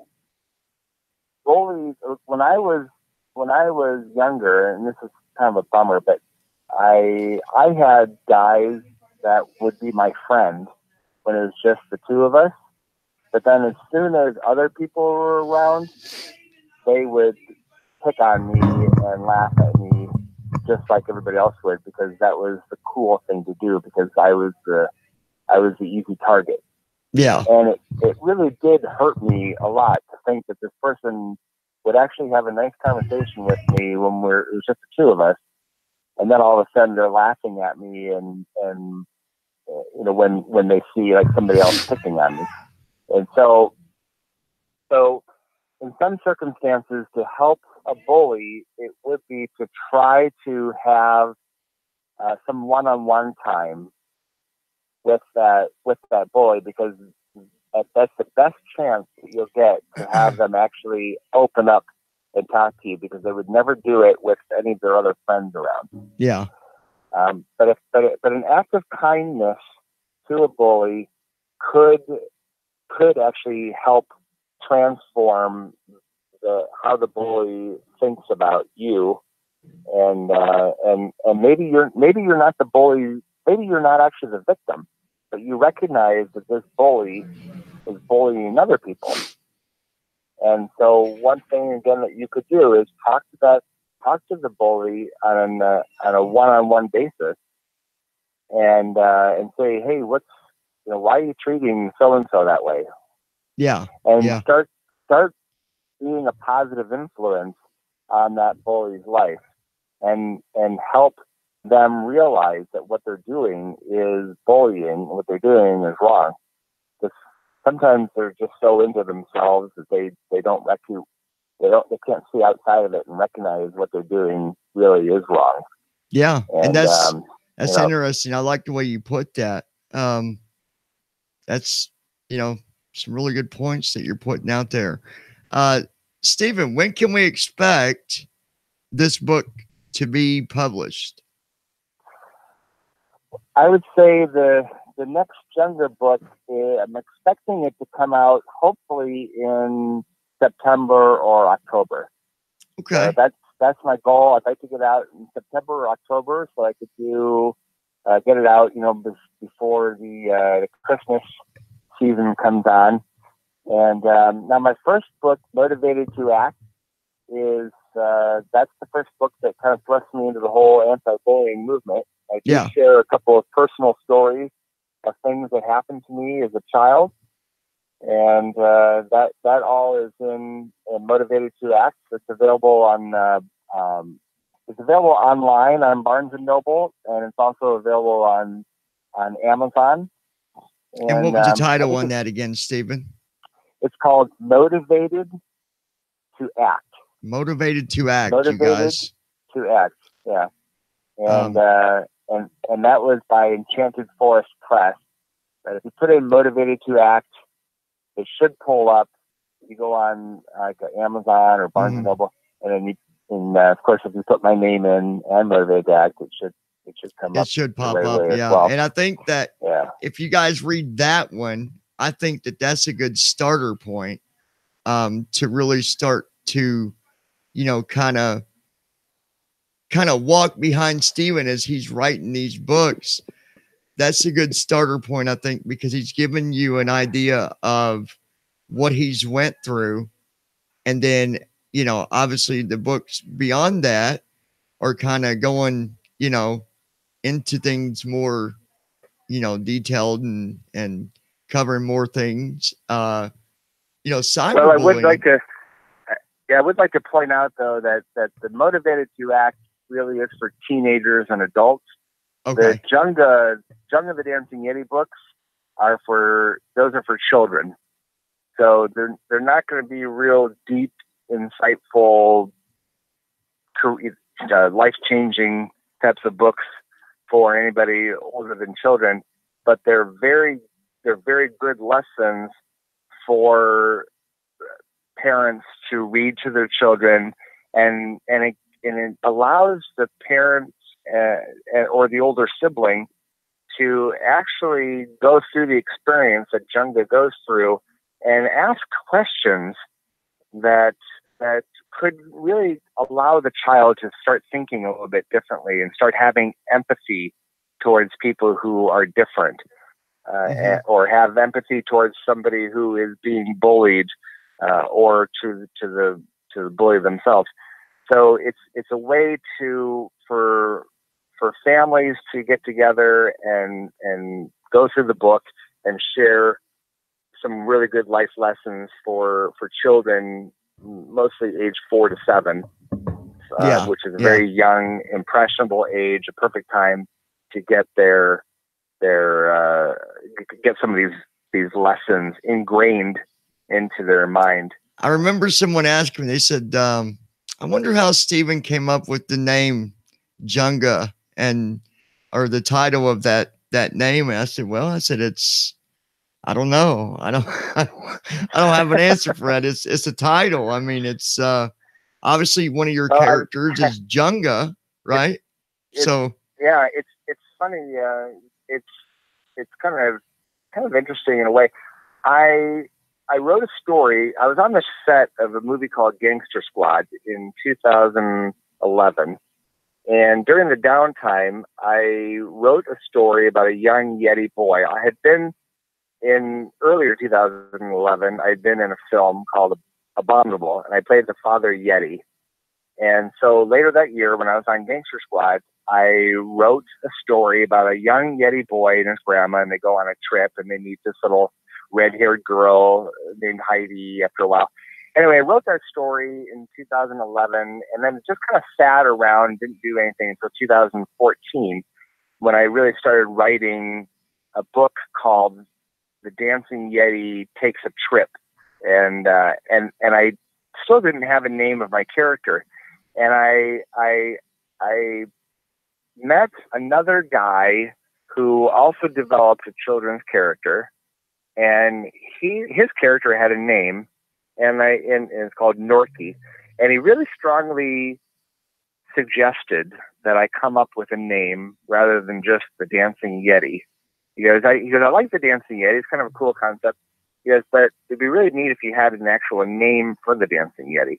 Right, so I thought about it, and I thought, well, okay, what I'm going to do is I have no idea what I'm going to name this Yeti character. So somebody suggested that you write 100 names down, no matter how stupid, no matter how silly, no matter whatever, how ridiculous, just whatever these names come into your head, write 100 names down. I'll tell you, it was one of the most painful experiences to my brain. Getting like the last 20 names out, I was so exhausted. You know, you wouldn't think that it would be so mind challenging. Oh, I totally understand. And when I was coming up with the most ridiculous name, White Boy, Blue Boy, Snowy, you know, all kinds of things, you know, different plays on a Yeti, an abominable snowman, Snow Boy, you know, all these different things, Fluffy, you know, whatever. Right. And so I finally came up with 100, and as soon as I came up with the 100th name, I immediately fell asleep, and I was gone for the night.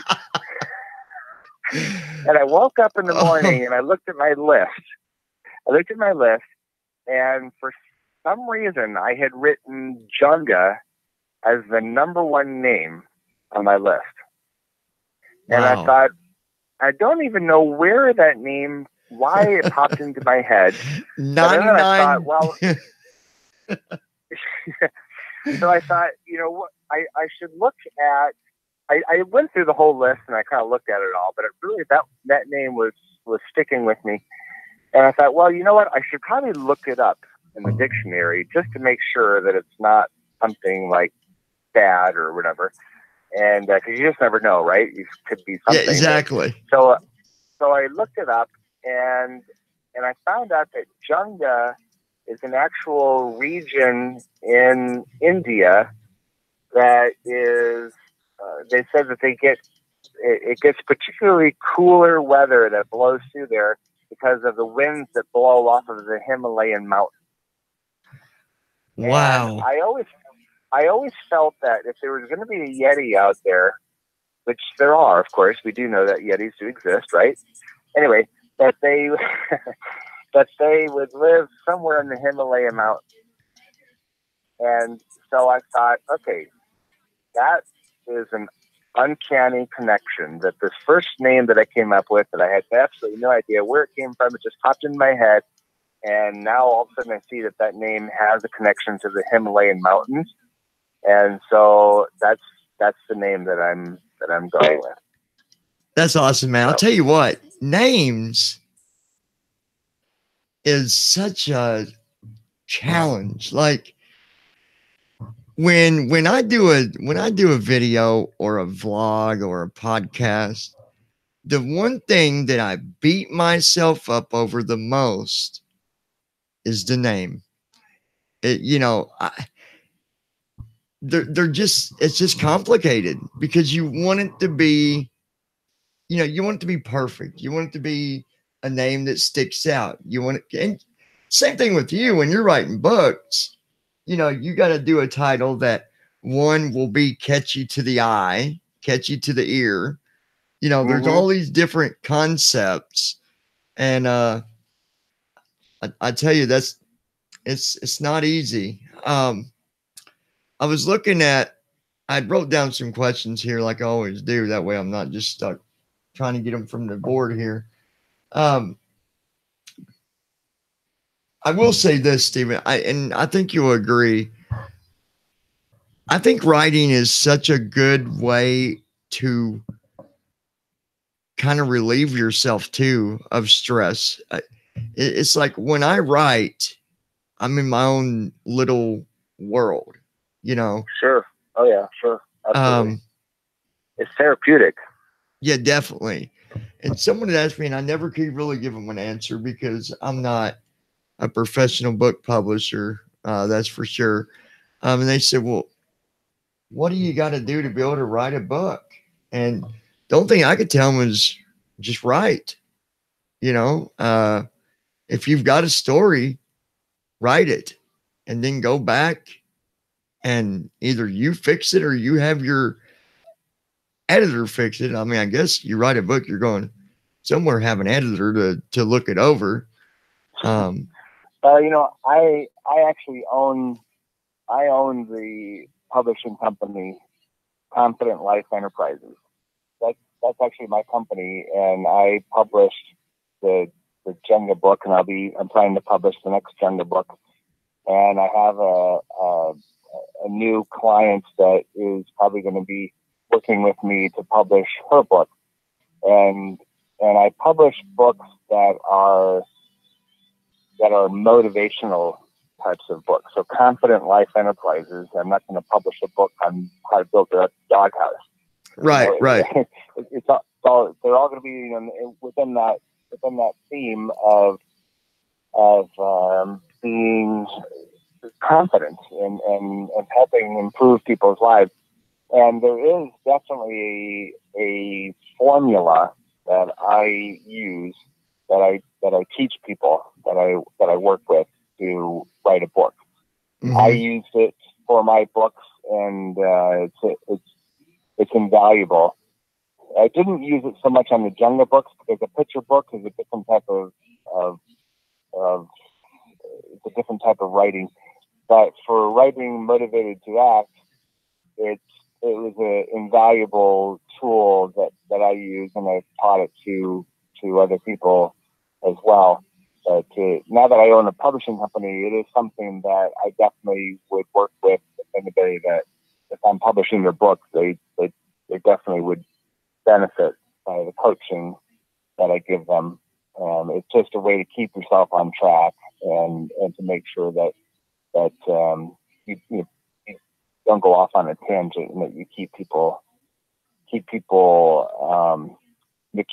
chapters together. So right, and have a full story. So anyway, it's not easy writing a book. It's very, very hard, actually. In fact, and there's a lot of lousy books out there. I can't read a book. If I start reading a book and I'm in the first 5 pages and I've already found several typos, I just can't read it. I can't. It's an unprofessional book that's put together. I don't feel that they're connected with the right people that's going to make this book actually, and it's probably unfortunate because maybe I'm missing out on reading something that's really good, but I surround myself with professional people, with people who do things the right way, and I'm not going to read a book that's done the wrong way. I can't. It's if it was so careless that somebody sent it to get printed with all these typos in it, then I don't think that they've done the proper type of research for me to be engaged in this book for the time that it's going to take to read it. I just can't do it. Yeah. So anyway, yeah, there's definitely ways that, look, if somebody just wants to write down their memoirs, that's one thing. But if they want to actually get something published and hope that they're actually going to get an audience of people that are going to read it, then there's definitely ways that it has to be done. Yeah, definitely.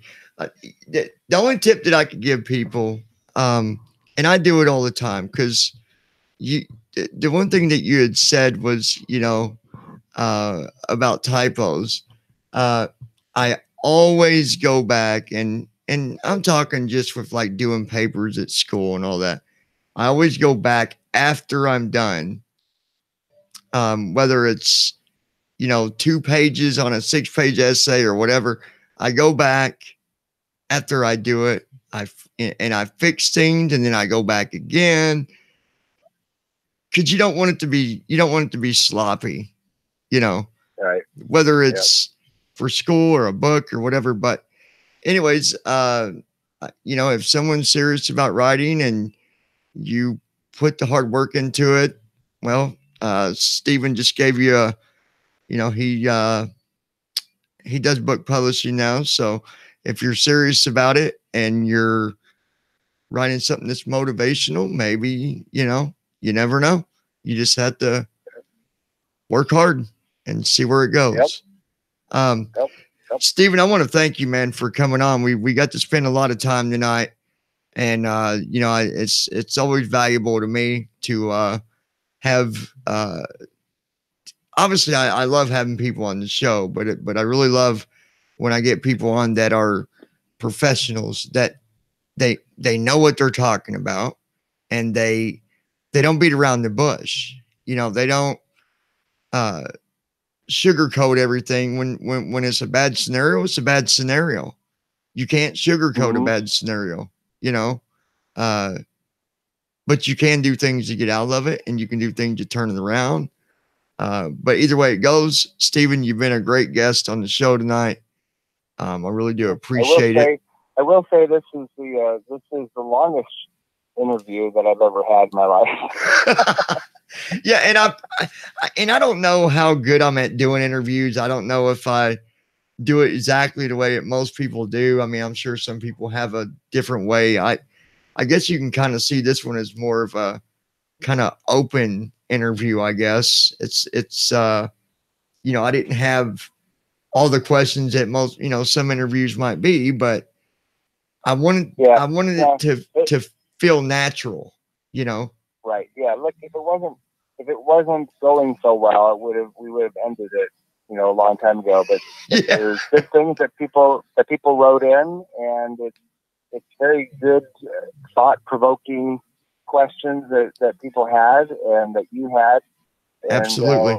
And it's a very complex type of situation that we could continue talking for hours more and still not cover everything. And I've worked, because of my Tako talk, I've received so much inspiration because I've talked to therapists.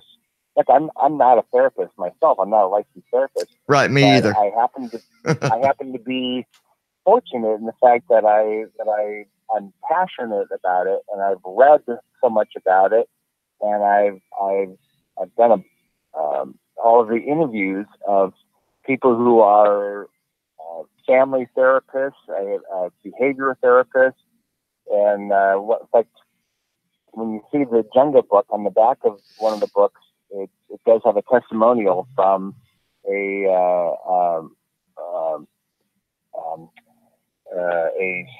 psychologist, and then also she does a lot with abuse and whatnot, and then also you may have heard the name Tanya Brown. She is Nicole Brown Simpson's sister, and as we all know, O.J. Simpson was married to Nicole Brown Simpson, and Nicole Brown Simpson was murdered and her sister Tanya has been on the speaking circuit for years against domestic violence, and she put a nice testimony on the back of the book as well. Wow. She recognizes the fact that we've got people who are being abused, neglected, bullied, and they all share a lot of common threads.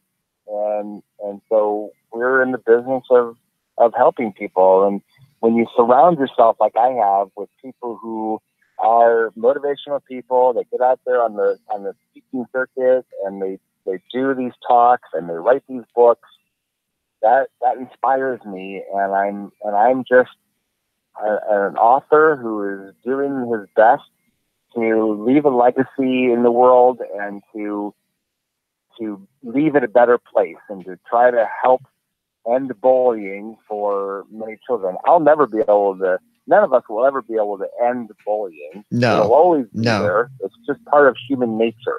Unfortunately, it's just always going to be there. But we can help people on an individual basis. We can save lives. One of my episodes on Tako Talk was actually credited with saving a teenager's life. And that's amazing. Is by the guest. Her name is Tennessee Martin, and she talks about her situation where she was outed as a gay teenager, and the problems that she faced with her family and school friends. That was very traumatic for her. And there was a teenager that was encouraged to watch that video, and she later went back and told the teacher that she was thinking about committing suicide, and that video helped her realize that she's not alone.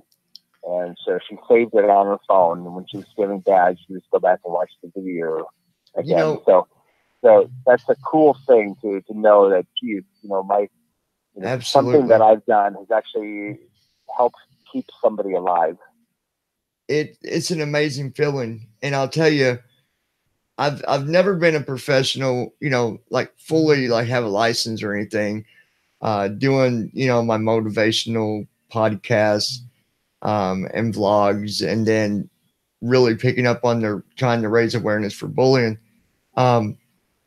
But I don't know, it's been a few months, maybe a little bit longer, that I was speaking on, we were speaking about suicide, and I was basically taking it and turning it into a positive to show people, why you don't need to do this. And I got a message that, someone told me that they were glad they got to listen to my podcast that night because they were in the process of doing something really bad to themselves.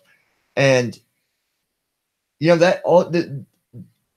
what that did for me was probably just as special as what it did for them, because it motivated me to continue to do what I'm doing and to only look at the positive things. I don't look at negativity. When negativity is being thrown at me, I push it to the side, because do we have to? No.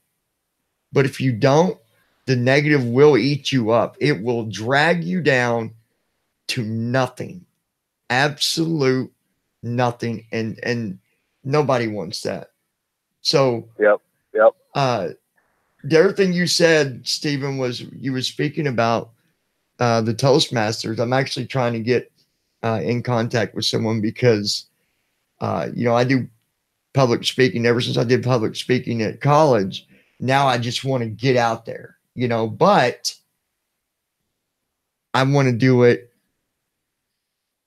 the most professional way as possible, so, right.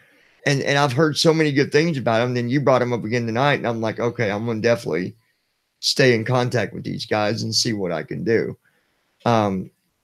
Hopefully they have something in my area, but if not, they'll connect me to the nearest one from my understanding. But listen, guys, if you want things in life, go for it. Go for it. If it makes you happy, go for it. But stay positive and never think that it's too late or that it's over. And again, Stephen, I really enjoyed having you on tonight. I'm going to be getting with you tomorrow. I forget, you're not on Eastern time, correct? You're on. No, I'm back in California. Okay, so you're in Cali, out by the ocean. That's got to be beautiful. Yeah. Beautiful. It is. It is. I'm in San Diego now. Nice. Well, I hope to make it out there one of these days. And I know if I do, I told my kids' mom, I said, ever make it out to California, the one person that I'm going to shake their hand, that's Stephen.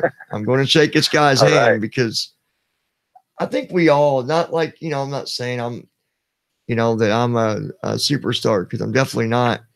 But I think that we all have a way to inspire people in one way or another. And it's a good thing being around positive people. So, absolutely. Stephen, stay on the phone for 1 second. Let me end the stream here, and then I'll end it with you after I end with them. I'm just going to end it here. You guys, I really do appreciate you guys coming and listening tonight.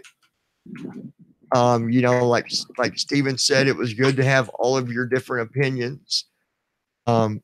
It's always good to get your guys' feedback. If you feel a way about something, we want you to speak and let us know, what's going through your mind. There's nothing wrong with that. So thank you guys for coming tonight. Stephen, I'll let you say goodbye to them before I hit the button on them. Yeah, no, thanks for everybody. I wonder if there's anybody still on that's been on for the full 3 hours that we've been talking. But I do appreciate, even if you tuned in for 5 minutes of it, I want to say I appreciate everybody who cares enough to make a difference in the lives of people who are being bullied, or if you're one of those people that's reaching out, trying to figure out ways to get out of your scenario. Just remember, everything in life is temporary, and that we all go through ups and downs, and we learn from all of our experiences. And sometimes 1 second, so bad, I'll talk to you. Hold on. When something is so bad that's happening to you, that you just have to maybe keep in the thought that this is happening, that one day I may be a beacon of light, so that I can help somebody else who's going through this, and I can tell them there's a better road. Things will get better. Yeah. So just stick it out and try to remain positive as much as you can, and love on yourself. And Stephen, I know we're about to end, but I don't want this person to feel like we missed him and didn't get to answer him. And I'm not sure what exactly the question directly is, but Ohio said, I was looking for bullying videos because bullying it has been every day, is what they said. And I think that Stephen would probably just direct you. Really, he's answered a lot of good questions through this stream. We've been on for, like you said, over 3 hours, so we must have been doing something right tonight, Stephen. So I don't know if you want to add to that, or if you would just direct him to go back and listen earlier into the stream, or because I don't know what the question might be. Actually, I've got my I've actually got to go meet somebody right now, so I do have to get going. Okay. But if they can go back and listen to the stream, because we have covered a lot of great information, and hopefully there'll be a chance to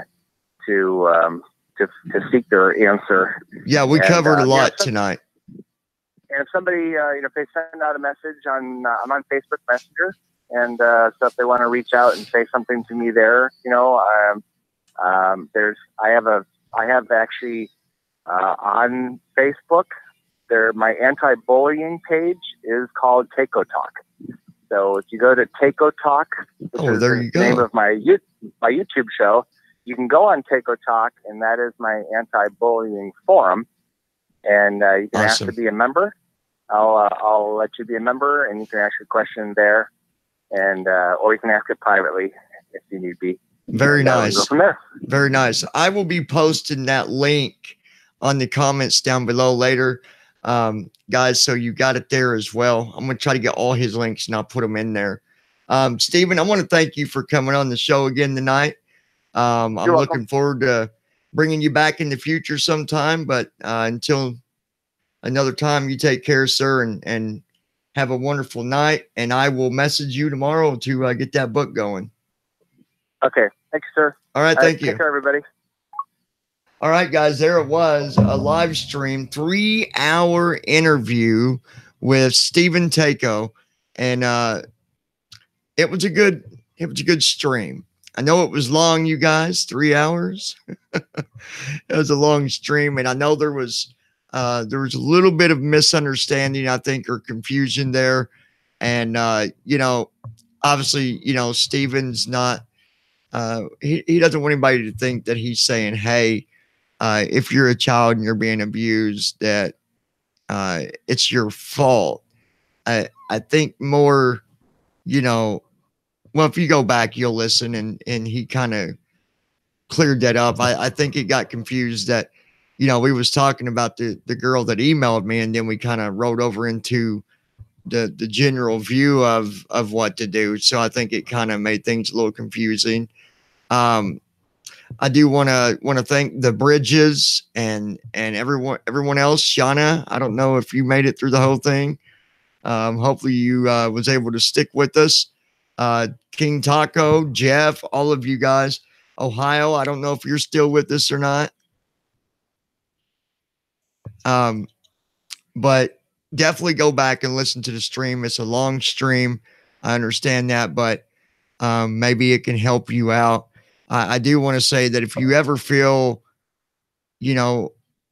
left out or alone, you are always welcome here. You're always welcome to even come up on the panel, Ohio, and talk to us that way. Share your stories, or just join us when we're live and enjoy the pleasure of talking back and forth to each other and being supportive. We are about being there for each other, about the support, the love, the positivity. That is the key components to all of it and to this channel. It used to be I'd do a whole lot of just random different videos and stuff, but here lately, guys, I just have a huge drive for motivation, lifting you up, helping you see the good in you, helping you get through the worst situations, helping you realize that you are a beautiful person, that you are smart, and that you will live a happy life, and that you will get through the bullying. It's a very small piece in your life. Growing up as a child is a very small speck on the map. Take a look at the map. Let's just say you're looking down at the map, and that whole map is your whole life.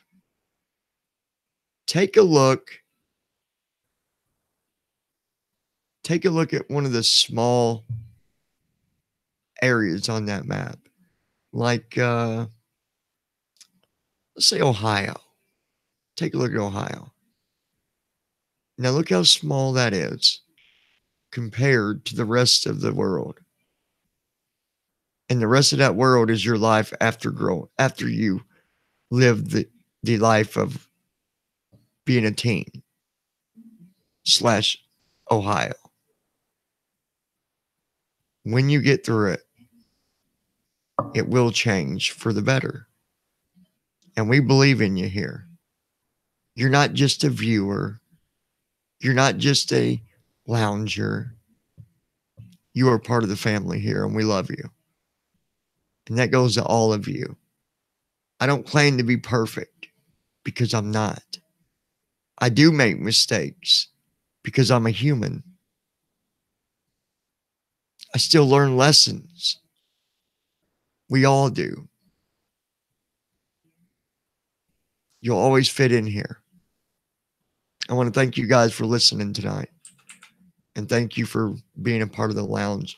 Please help us continue to share. Our biggest goal so far that we're trying to reach is getting to 1,000 subscribers. Wolfton, you got yourself a free book. Make sure you email me, loungingwithjohn@gmail.com, so we can get that book out to you. All right. Steven said he'll write whatever you want it to say. And Shauna, I hope this, I hope you enjoyed this. I hope that it helped every one of you out there. Maybe you're a parent and you got a child that's going through bullying. We can help you if you let us. Until next time, you guys have a wonderful night. I love every one of you guys. I planned on doing some homework tonight, but I completely got way out of time here. But that's okay, because you guys are important to me. I love y'all. Till next time, stay safe. Give us a thumbs up. Tap on that subscribe button. Join us. Tap on that notification button that doesn't work half the time. Get it together, YouTube. We're out of here. See y'all later.